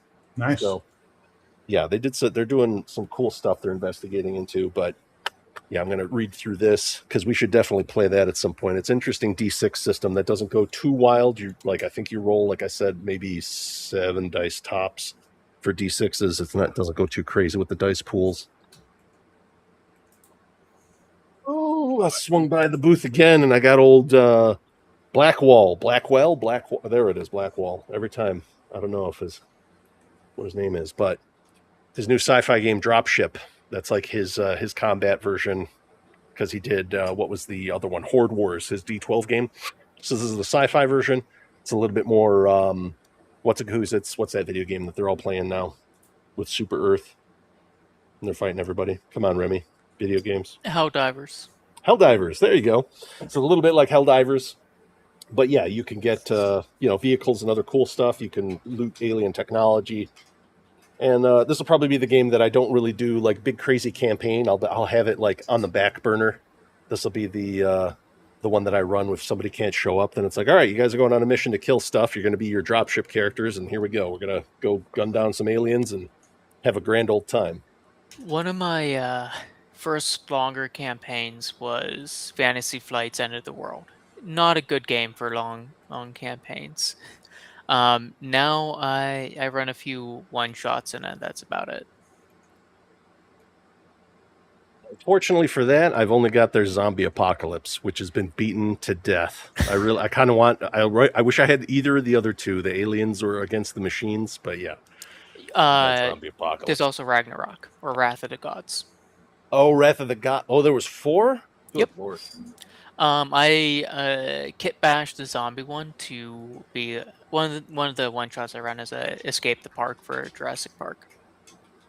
143 pages, including the index. That's what FFG sold you for $40. Not worth it. Anyway, I kind of wish I still had the book. Oh, really? If you're looking for one, I can hook you up with a zombie one. Almost sold out, and I'm glad I jumped in on Thursday to pick it up, was the battle map set for Necromolds. If you guys don't know Necromolds, it is, if you got young nephews or sons or kids, you want to get them into wargaming, Necromolds is really cool because it's got that 90s aesthetic of you make them out of clay, or Play-Doh, rather. So all of the stats for them are in these plastic little grimoires, which on the back has the stats for the guy, and then you open up the grimoire, put a little sphere or put a little ball of Play-Doh in it, smash it, boom, you got your miniature. You don't need any knives, glue, or paint. And then you can smush them when they're defeated. And when they're defeated, you have a magic ring with your little sigil on it, and you crush them, and then it'll be a big flattened guy with your sigil right on them when they're dead, so you'll know who killed them. I would... DM Blackwall, not Blackwell games. I know. It's a thing, Daryl. The first time I was referring to him, I was like, what's his name? Blackwell? And then Bear was like, Blackfoot, Black Mold. And we were just like, Black, yeah, that guy. Black Hat Jones. Yeah. When I was in middle school, I would have bought everything for that game. Yeah, it's got that feel to it, for sure, where you were just like, oh, man, if this came out when I was a kid, I'd be playing the hell out of it. Let's see here. Let's click this here. GM Cody. Stormbringer was announced by Goodman Games for DCC earlier this year, but they pulled the story, and now it looks like Free League is doing story. I thought they were both doing it, Daryl. I thought they still were both doing it, because we were talking about it earlier, that it was odd that 2 versions of it are coming out, but Michael Moorcock's probably like, I ain't getting any younger, man. I need that money. License it out to everybody who wants it. Yeah, the free, like you're saying here, the Free League one's going to be Dragonbane, and DCC is going to be, or Goodman's going to be, DCC-ish, etc. What's up, Remy? I couldn't sleep last night until almost 5:30, and I got up at 9, and I haven't slept since. So Okay. that, besides recording the script for the video and scheduling its release and making a thumbnail, that's all I've kind of done today. You got a budget, Tony Baldwin. Budget. But anyway, bring up what you bought. Let us know, and we will share as we all share all the stuff that we've purchased at the show. Let's see. I got more stuff at the bottom of the bag of goodies. Get out I of the way, didn't cat. buy any of this at like Gen Con or I have no idea what happened to my Invincible patch.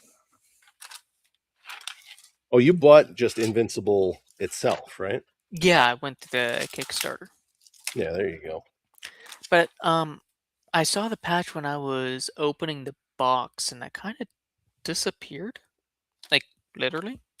I've been through my desk, I both on top of and actually I haven't gone through the stack yet. Interesting. Let's see. Maybe Goodman Games gave up. I should have ambushed Joe Goodman when I saw him on the street. Be like, hey, you. Let's see here. Goodman Games. It's interesting. I wonder if they did. They were just like, you know what? There's no way we're beating Dragonbane. Let's just keep pumping out DCC then, damn it. It's what we know. Maybe. Why is this here? I don't know. As this is searching, let's see here. Stop by as I was playing all the Mistborn and all those other games. I played the Cosmere RPG. What's it? Who's it's the not Mistborn. I played the Stormlight ones over at the Stormlight game over at GaryCon earlier this year, and I thought it was an interesting game. So I grabbed these up. They had these on sale. Different setting books and one shots and scenarios for like $5 each. I was like, okay. And they've got their own book.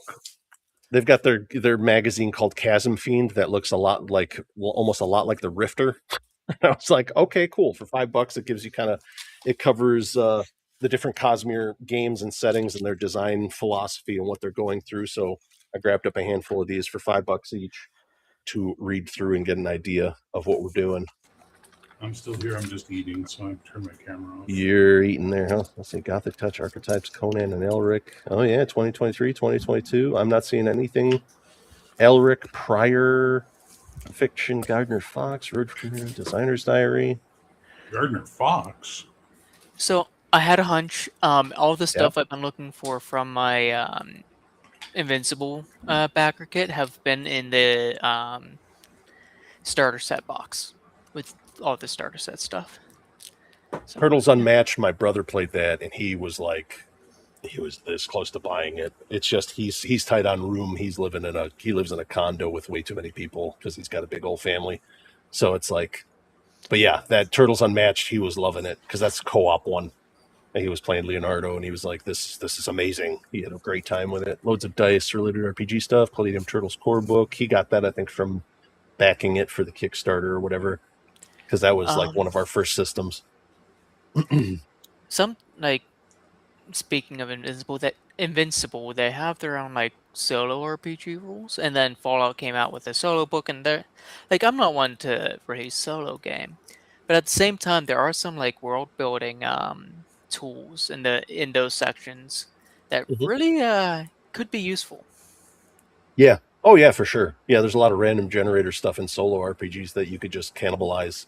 Yeah. Sure, wouldn't be a fan of literature to appreciate the Cosmere games. I assume so. I played the Stormlight game, and it was just fun because like Bear said, I like to explore and uncover things and investigate. So I was playing like the Artificer or something like that in that one. And I would discover things, and then around the table, people would be like, "Oh," because it was something from the books, and I would just be like, "Oh, I just thought it was a cool thing," but they were like, "No, it's from this and that," and I'm like, "I'm glad you appreciate it. Me, I'm appreciating it on a different level." So, yeah. But the thing is, a good world building isn't a good book. So I'd say it's something that's set in a universe you enjoy doesn't necessarily mean you have to read all the literature up on it. Right. Yeah.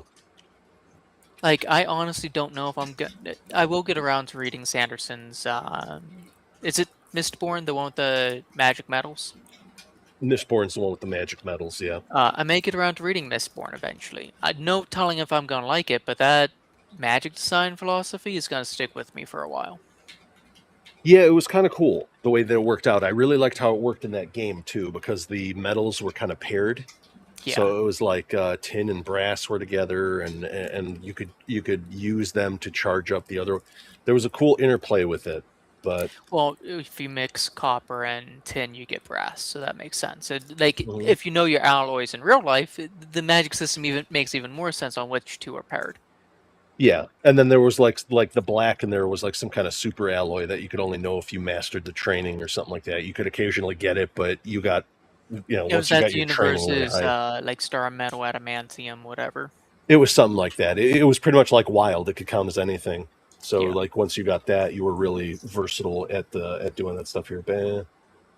Oh, there you go. Backer kit page for DCC Elric is still up. Yeah, it's odd. I was looking at their website. I didn't see anything. So Roger knows. He knows. Let's see. Definitely picking up the Conan deck. Ooh, yeah, shit. Yeah, I did see that. I was passing by their booth and I saw Conan Deck Builder. I was like, Bar? So let's see. After demoing it, also Cola Wars, which I love.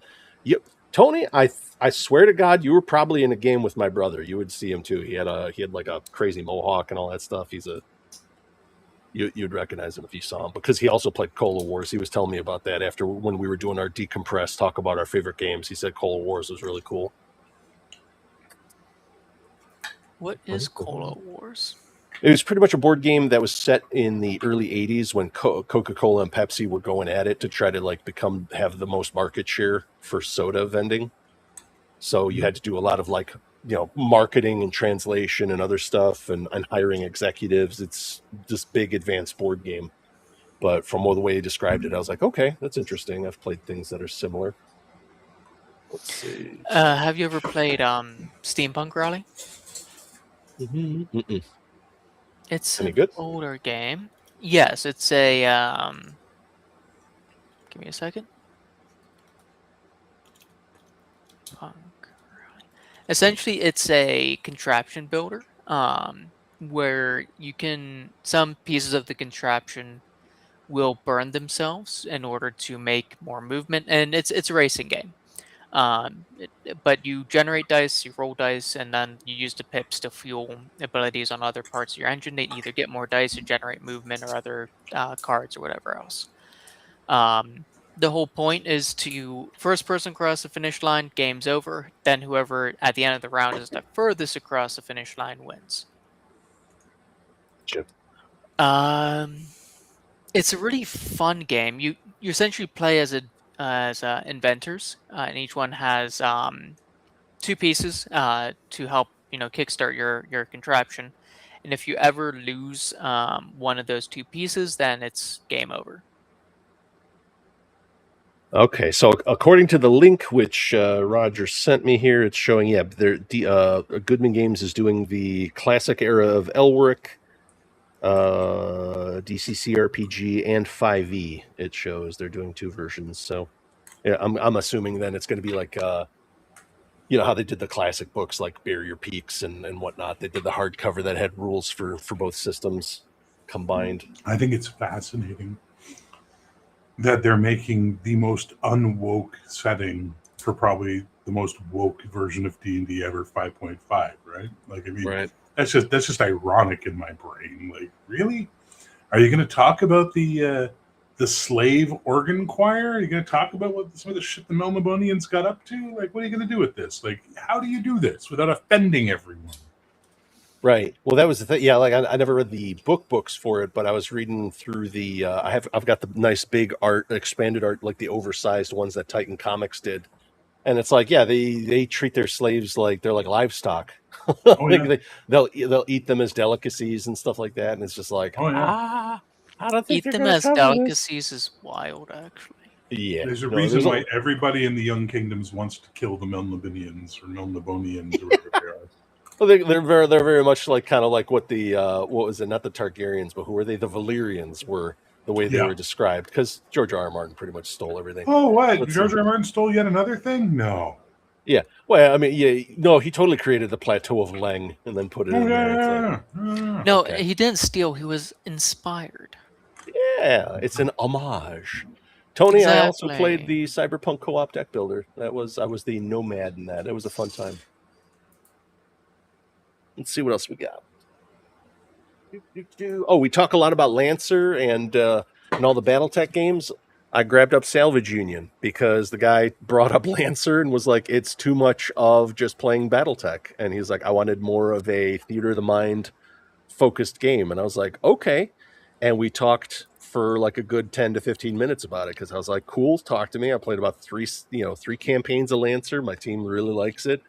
I don't like running those games where it's like I have to set up this whole combat map. I have to do this really intricate VTT work. I'd prefer to have just a nice theater of the mind thing. And that's what it seems like this is. It even has a character sheet for your big, like your big Jawa sand crawler thing that's moving along this planet as you're salvaging pieces that you can use. And it's instead of doing the license levels like Lancer has, this has like technology levels. So as you upgrade your crawler with engineering and stuff like that can handle it, you can upgrade the components in your mechs and whatnot. And there's all the different base chassis, and you plug systems into it. And the characters actually have skills and talents and stuff. The characters in Lancer were like this vestigial thing that was so forgettable because you're practically just doing BattleTech the whole friggin' time, that it didn't matter. Do you see what was it called? Home X Kaiju? No. Okay. It was on Kickstarter a little bit ago. Here it is. It's Home that subtitle Mac X Kaiju. It's a map making RPG where you're a mech pilot and you're trying to either defeat the kaiju or just lead it away from your home base. And you just keep going until you die, and then you make another mech, and it's a team game. But it's a little zine I backed a couple years ago. Unfortunately, that's another one I don't have anymore. Here's one I'm going to run for Bear and what's a who's it's Mr. Max. You guys are talking about your 4D role playing and stuff like that. I'm not fucking 4D. Fuck you. Yeah, I saw this and I was like, right? Damn. I'm too smooth brained for 4D role. Inspired by the work of David Cronenberg, The New Flesh. I was like, here we go. I'll get you boys into playing this. Not going to happen. Yeah. Oh, hail the New Flesh. Yeah. What else do we got here? Lamentations of the Flame Princess. Got my books because I bought the shirt. So adventure, and stuff. But yeah, I was looking at Carcosa because that was like the new hotness he had at the booth was the reprint of that added like 170 pages. But it was $160. And I was like, I still got the old Carcosa book, so I don't think I'm going to jump into that just yet. What's going on, Jason? That was... You said that so straight-faced. What's that? The price of that book. Yes. Yeah. Well, it's a fat book, but at $160, I was like, I see. I was like, oh, yes. I immediately went to, he was like, $160. I was like, I see. How much are those T-shirts? As soon as he turned to look at the T-shirts, I put the book down. I was like, no, I'm not spending $160 on a book that's probably going to sit on my shelf, no matter how fancy it looks and fold out maps and what have you. But yeah, Roger, I just got the main book. There was other stuff a lot like with, what was it? Mothership. There's kind of like a big bloat of other guys making stuff. And I was like, I'll get the game. And if I like it, then I can pick up that stuff. But looks cool. Hopefully it, works out as described by the game creator that I was talking to. We'll see. Speaking of fun solo games, one thing I saw from last year, somebody picked up the Tabletop Minions. The guy my brother follows was, he was talking about Death to the Wizard Kings. And I was like, oh, this looks pretty cool because the rule book is in kind of like the style of a comic. But flipping through, it doesn't seem like it's a complete game. It's kind of a solo-ish thing. And the artwork's fun and all. Not sure how much play is going to happen here. I hope you didn't spend rulebook price for that. No, this is like $20. So. Okay. No, rulebook. What do you think rulebook price is, Rebel? For a hardback book, I'm currently doing like 40 average for a new book. Oh, okay. Yeah, that's cheap. It's really cheap for hardback. Yeah, I was Full gonna say color? 'cause Well, I'm just looking at thinking about the previous Kickstarters I've backed, and it's been about 40 for the hardbacks. okay, Okay. that's some cheap stuff. Not sure how often Printed, you're gonna printed find it in though. Lithuania. Right? Yeah. Well, hold on. Oh, and I got that new Flesh book because that was over at the Burning Wheel booth, at which I stopped by because the beta for Dungeon World 2 came out, the beta quick start nice. rules, which I've been flipping through. I missed him by that much. Like as soon as I got to the Burning Wheel booth, the guy just bought like the last alpha book last year, and I was like, "What was that all about?" And they mentioned Dungeon World 2, which I didn't know about, and I was like, "Yeah!" So had to make sure I swung by the booth to get the Dungeon World 2 beta. I'm surprised the Sword World people weren't there this year with their beta. Like, you think They have it up? were. Oh, they Sword were. World Oh, was good. the Sword World was there. They had because I swung by. It was that Mugen Press or whatever. Yeah, They had yeah. nothing. Yeah, they had some Japanese magazines. I was like, that's cool. I don't read Japanese, but there was no mock-ups to look through stuff. I was like, what are you guys doing? They are Why dropping the would ball so fucking hard on this. I was like, why would you buy a booth here that is very expensive actually to not have mock-ups of that stuff? And that was the crazy thing. My brother was stopping by. I forget what it was called. Something Ember. Let me see. I've got it on Discord. It's Emberwind. almost. Is that the like Armored Core miniatures one? It's not an RPG. It's a miniatures game. Then no. Emberwind was something a little bit different. A little weird. Let's see here. Amberwind's what I call it when I got the beer farts. I got the Amberwind. Yeah, I got the apple cider farts. Let's see here. Come Hey, on, Jason. where are you? Jason, yeah, stopping by to see how things are going. Yeah. Where is it here? I'm actually just... Gen Con booth 243. What the hell's this called? I've got a YouTube video I posted. What do you call? All right, enough Australia. Oh, yeah, so I'm convinced these Sword World guys are just gonna fuck the dog on this one. Well, that's why you mentioned that. And these guys that are doing this, it's called Ember Obsidian Protocol, and it's a miniatures game.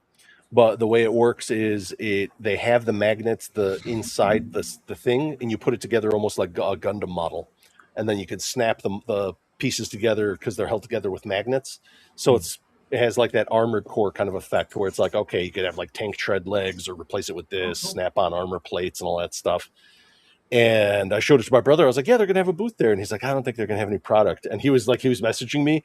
And he was like, I asked them, they have got the starter box. I'm like, I didn't even get to respond. He's like, I already bought it. Like he nabbed it. And then when I swung by on Sunday, I looked and they had their list of all the product that they had, and everything was sold out except like the extra maps. Like gone. And it's like, yeah, you guys probably didn't stock up enough. It's like I said though, that Necromolds, I swung by 11:30 on Thursday, the very first day, and they're like, yeah, we only have 5 of those left. And I'm like, guys, it's the first day. I only know about that because I swung by on Sunday at Adepticon, and you're like, hey, isn't that cool? We don't have any more. So it should tell you, stock some more. Let's see. Oh, apologies. I've been doing a lot of... Hey, Flynn. I've been doing a lot of Kickstarters in different currencies. It's about 60 US. It was 45 British pounds. Yeah, that makes way more sense. That's a lot more sense. Yeah.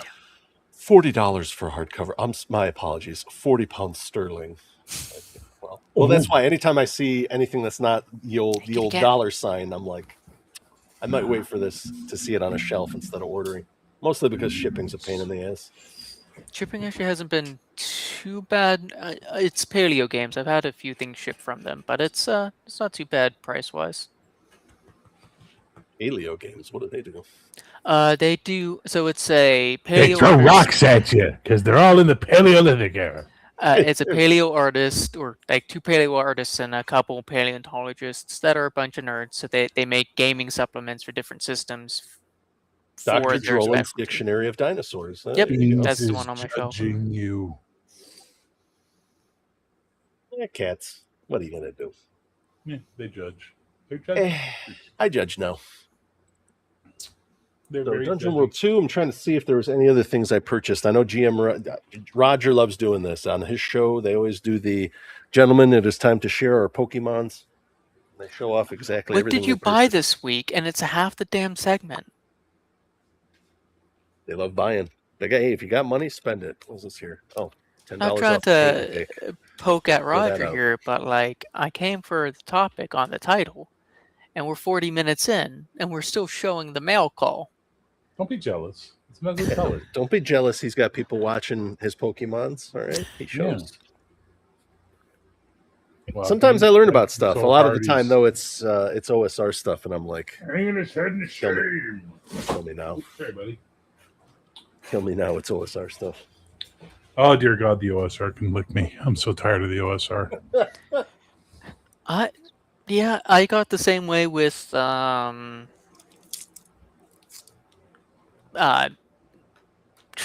Green Ronin, the Mutants and Masterminds people. Well, Yeah. you can't No, say I know Green Green Ronin the way they love to say it. Green Ronin. I was gonna I say, know, I know yeah. how to You said pronounce you shit. said Green Ronin. I was like, yeah, I was kind of done with them like 20 years ago. But go on. What I you didn't know got? who they were 20 years ago. Fantasy Age broke me. Yeah, shit. Oh yeah. It was Had that on the shelf. It was actually so on their website it says that they're a superhero solution to D&D or whatever, right? And Sure. so what I'm talking about Heroic 5e in one of the chats, because someone was like, I like mutants, but my players only play D&D 5th. So what other superhero RPGs out there would suit them? And I was like, well, we're working on something. And the vitriol I got, Mm-hmm. and I was like, yeah. Vitriol? What vitriol? What, Oh, was this on Reddit? Because I think that was the thing. You were like, this happened, and it was on Reddit, and immediately we were like, of course it was on Reddit. That's like a hive of mutants. This did happen on Reddit, but it wasn't the same incident as that one. Oh, it was this one. I missed this one. What happened this time? What happened now? Why do you keep talking to Reddit? I don't get that. Yeah, he's got a point. Because there's a lot of bad advice on Reddit, and people sometimes go there looking for actually good advice. So I help them out. I'm the voice of reason. I'm very much in the minority. Yeah. Yes, It's like I said, you were like, hey, I'm thinking I'm going to make these posts and they're all going to be positive. And I'm like, oh, you sweet summer child. That's kind of like what I do. Like, I'm opinionated on stuff, but I'm not going to be like, hey, this sucks and it should die forever. I'm just like, whatever. You know, Mike Nystool robbed a bunch of people. Now he's going back to all these conventions and everybody thinks, oh, he's one of the old time boys and he's great and all this and that. And I occasionally will come in and be like, hey guys, do recall he robbed like 3 or 4 Kickstarters of the money and produced nothing. So don't try to tell me he's a great guy. I'll push back on that, but I'm not going to sit here and, yeah, I don't know. There are all these people. This the dichotomy I don't understand of everybody who thinks D&D is perfect, and then they'll sit there. I guess it's for content. They'll talk about why doesn't alignment work? Why doesn't this work? Why doesn't this work? And it's like, guys, because it's an old shitty game and it wasn't good when it first came out. You should make better games. That's just my opinion. I'm not married to it. So, with 5th edition, they finally got something that kind of worked. But then, there's that whole thing where it gets to a point where a studio has to put out another game, and WotC doesn't have another game right now. So they had to put out a new edition of D&D. Yep. Because the core book will always outsell any additional supplement. Well, look at this. This is why I keep getting blips here. That Mr. Bear's been changing up stuff and making color PDF versions of his rule book, all kinds of good stuff. Yep. And as soon as I'm done a couple more, I've got an index coming, and I got to do the credits page and the title page, and then I've already got the cover formatted for the new page width, and then that's going to be going up on Amazon Kindle as a premium color soft cover. Not doing hardcover because you can't get hardcover in Canada at the size that I do the book in. So I'm going to do it as a premium color soft cover and save hardcover for if I ever crowdfund it. And then that'll be going on. I don't know how much it's going to cost yet because I don't know what the cost on a premium color 300 plus page book is, but we'll find out. Sometimes I like a nice soft cover, like this drop ship. It's all nice and solid hardcover. Mhm. Like if I left it on a shelf with this many heavy pages, especially this is like that saturated glossy kind of it's heavy. Those pages Yeah. in a hardcover, they're just going to slip out of the spine unless it's like Smith sewn, and that's why it's Yep. like I try to tell people I don't buy those because I'm like some kind of snob. It's because those things will last forever. I also Even when want it's people to sewn. be able to afford the game. You know what I mean? I don't Yeah. want people paying $70 for a fucking rule book. You know what I mean? That's Right. crazy. Go nuts. So if Yeah. I can give you the same game, premium color, soft cover for like 40, 45 bucks, you know, that makes me Yeah. happy. Absolutely. Good page quality, decent cover, and just has to hold together. Doesn't have to. And doesn't have you to know have what? And if gilding. it falls apart a couple of years later, go buy a new one. It won't be that expensive. Exactly. Thank you, Tony. I love the pictures of you wearing it. By the way, did anybody ask you what it was? I'm curious. Was there any like, hey, what's that? You know, or was it just people were like, whatever, another fucking t-shirt? Because I'm the kind of asshole, like when I see someone wearing a t-shirt that catches my eye, I'm right away to go, excuse me, sorry, hate to bug you. What's that? You know, like I want to know.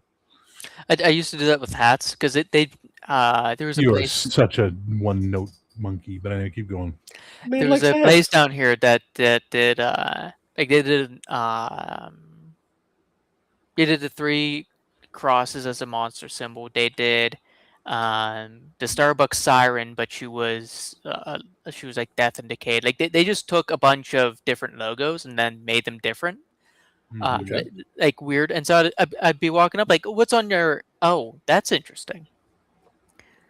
And it sparked a lot of good conversation. Nice. Yeah, no, nothing wrong with that, man.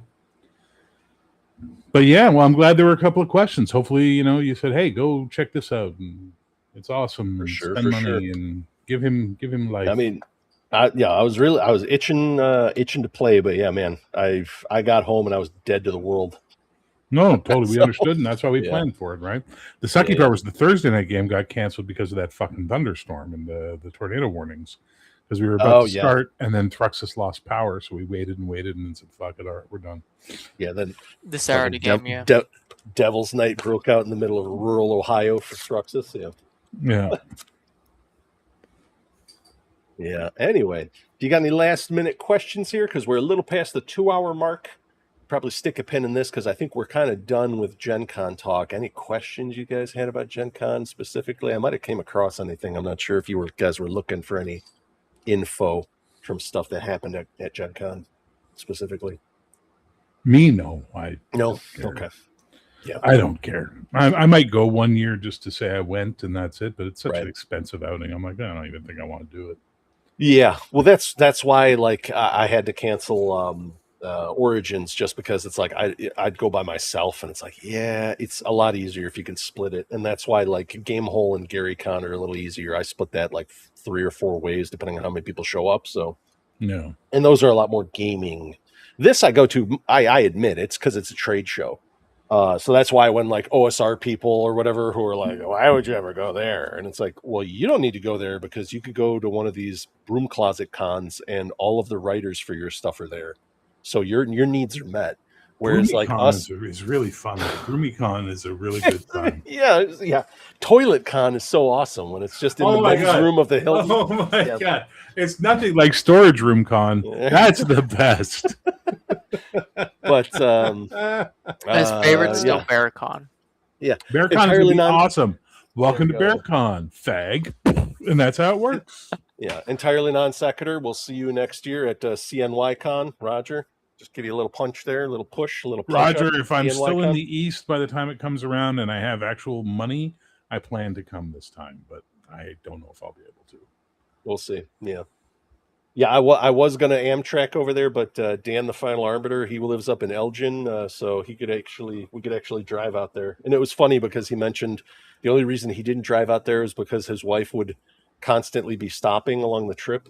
And I mentioned that to a guy who that was like his whole shtick. Like he traveled all around Indiana doing all these different conventions. And I mentioned that to him, and he's like, "Oh yeah, no. If you travel with like aunts, grandmothers, wives, spouses, that kind of stuff, your trip adds like 40-50% of the time because they want to stop everywhere. Whereas men, it's just like we're going in, we're dropping, we're going to capture the objective, then we're exfilling. That's how men do it. And then women are like, no, we got to go in. There might be some deals at all the yard sales in the Tri-County area, and you're like, we need to get to Rochester and get the hell out of here. We're not, or Utica, wherever the hell it is. So Utica, it sounds like an infection. CNY would love to see you guys. Yeah, I was going to say if. The big question, Roger, is do you guys play anything other than OSR, or is it all OSR? Because that might diminish. If I see Gorchev, I got a book with his name on it. So Ghost Dog for Gorchev. Yeah, without the cover torn off by whatever wild animal he keeps in his house. Bunny. He said it was a rabbit. Yeah, he said it's a bunny, but he's like, I did not tell him I actually have a carnivorous eel. As a land eel. A land eel. It ate my Ghost Dog book. My poor book. Yeah, well, fuck that guy. Eric 5 will be here Wednesday. The anticipation. Yeah. Well, I hate to break the news to you. As soon as I get it done, it's going up the full color version 3.7. So more money you can spend. Yeah. But yeah, that's the big thing. Yeah, Roger. That's why I head up to Milwaukee now. It sucks. It was over here in Schaumburg, but Adepticon. You go there because it's like that is where people are going to premiere miniature stuff. It's where the miniature guys go. So it's like, we got to go check it out. That's good. We had lots of non-OSR games run. We had D&D 2nd Edition. We had D&D 3rd Edition. We had D&D 5th Edition. And we beat a kid to death who brought D&D 4th Edition just to teach him a proper lesson. And I'll be back next year. I was going to say, Roger, I was impressed. You guys were giving off your lists, and I was like, here comes more OSR stuff. I swear to God, they're going to talk about some D&D. What kind of games do you guys want to play? I want to play this game. It's like D&D, but different. But no, the tops of people's lists had One Ring, had Forbidden Lands, had a lot of cool stuff in it. And I was like, all right, okay, I could get along with this here. A lot of non-D&D type stuff. I appreciate it. But I tell you, I'm going to Clericon this year. Not explaining how it's happening, but I'm going. It's been handled. Okay. Donation through the church. I'm taking all my Shadow Dark stuff to the auction for the church's benefit. There you go. Yeah. I'm taking all my Savage World stuff to the auction for the church's benefit, and I'm debating taking my Savage Worlds Pathfinder box set. There's a Savage Worlds Pathfinder? Is it worth money or something? I can't pull it out because there's a cat sort of that's all right. in front of it, but it's a giant box set. Yeah. You can see it right there. Gotcha. Next to the Star Trek, I see it. Yeah, it's amazing. It was selling for ridiculous amounts of money, and I found a guy on one of the marketplaces on Facebook, and he was like offering it sealed for $200, and I'm like, what? This thing's like $250, $300 in Canada if you buy it. I'm like, what's going on? He goes, I'm going through a divorce. I need money. I'm like, all right, sold, bro. Sell it to me. And he was in Canada too, so I got really decent shipping on it. Well, we got both kinds, basic and 1E. We got both kinds, Dungeons and Dragons. Dungeons and or Dragon. Freely games, even some Daggerheart. Oh my god. Oh my god. Welcome to BearCon. We play Daggerheart. Fag. That's how that works. I'm just saying. That's going to be great. I can't wait for BearCon. The question is, where are we at hosting BearCon? Well, I think I'm going to wait to start a convention until I'm back out west, if I'm going to do it, because Vancouver needs a convention, first of all. Plus, it's on the West Coast, so you can get all the special snowflakes from Seattle and Oregon can wander up and be complaining about everything and, have fun. Yep. But none of you Easterners will come because it's too far to fly. But maybe Chicago, nice middle point, Well, I think I have to come to BearCon. I need my complimentary punch. Hey, welcome to BearCon, fag. I want to go. I want to get punched in the face. I want to get punched in the face by bear. I think the furthest west I went to. Only platinum ticket members get punched in the face by me. Everybody else gets punched in the face by Paul. You got to stratify it. Yeah, no, I think the furthest west I ever went was Denver, and that's nowhere near. And that was only to see the Pope. So there you go. If I buy a basic ticket, Paul punches me in the face. Then if I just catch you between panels, can I pay you to punch me in the face? $150. I'll call you a fagula. That's what you mean by be like fagula. and I'll punch you in the face. And then we'll go have a calzone. Calzones are good. I highly doubt I would ever run a convention. It sounds like a fucking nightmare. Yeah. Daggerheart. Oh, okay. I know this guy. Yeah. I heard about that and I was like, why? Spa. Why? Yeah. Good luck to him. How would you How would you do Thaco and pure I'm trying to wrap my head around doing a Daggerheart OSR. It's like, I don't know. It's like we're trying to give lymphoma bone cancer. It's like, that doesn't sound. You want to do that at all? Don't do that, mister. You'll have the host BearCon in Mutual Combat State if it's in the U.S. Well, good news, Bob. It'll be in Canada, where we're not allowed to touch each other. So I'll be going to jail as soon as it's over. We can host it a couple miles south in Washington, which I think allows mutual combat. Yeah, it's an old like loggers rule or whatever. Like that. Yeah, no mutual combat. No one gets to punch me back. What's wrong? Oh yeah, the last thing I bought because I stopped by the Steve Jackson booth and they really didn't have much buying other than because they were like, "Hey, it's 20th anniversary of Munchkin or 25th anniversary of Munchkin or whatever," and I was like, "Well, the only thing we make money on anymore, Munchkin." Yeah, really sad state of Steve Jackson games, but they had this pin of like this really dorky looking dragon, and I was like, "Hey, look at him! He's a goofball." Purple dragons go Grouf. So. Roger says it's called Chiselheart, and I assume because it's a one small tap after another into the lifeblood of a yeah, system. it slowly kills your will to live.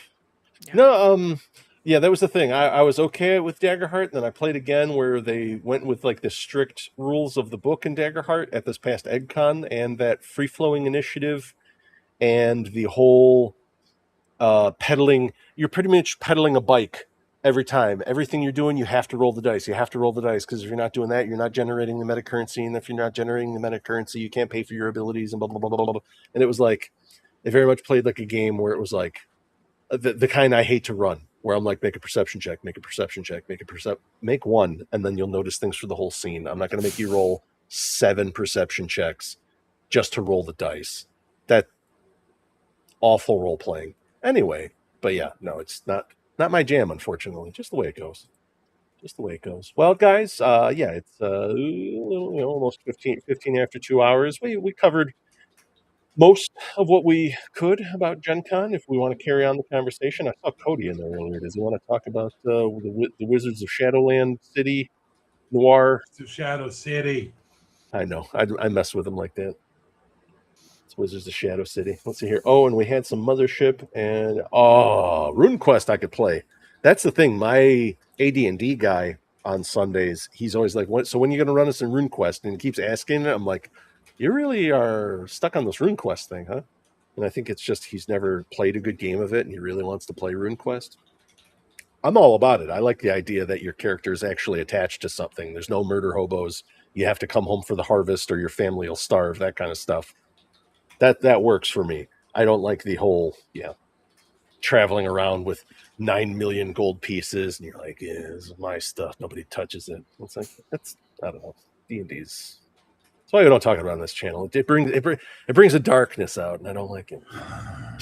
There are a few settings and campaigns I hope to play or run in my life, but every time I bring it up, people are like, "Or we could not," and it's just whatever.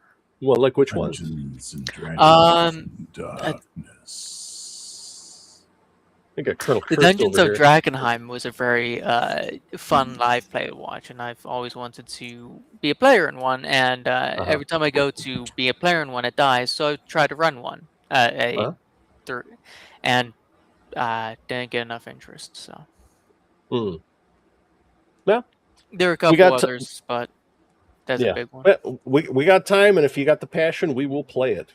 So that's for certain. Right now we're kind of in limbo on Monday, but we'll figure out what's going on with that game. But we're doing we're supposed to do Wizards of Shadow City now. While Doc's on hiatus. On hiatus, taking a sabbatical.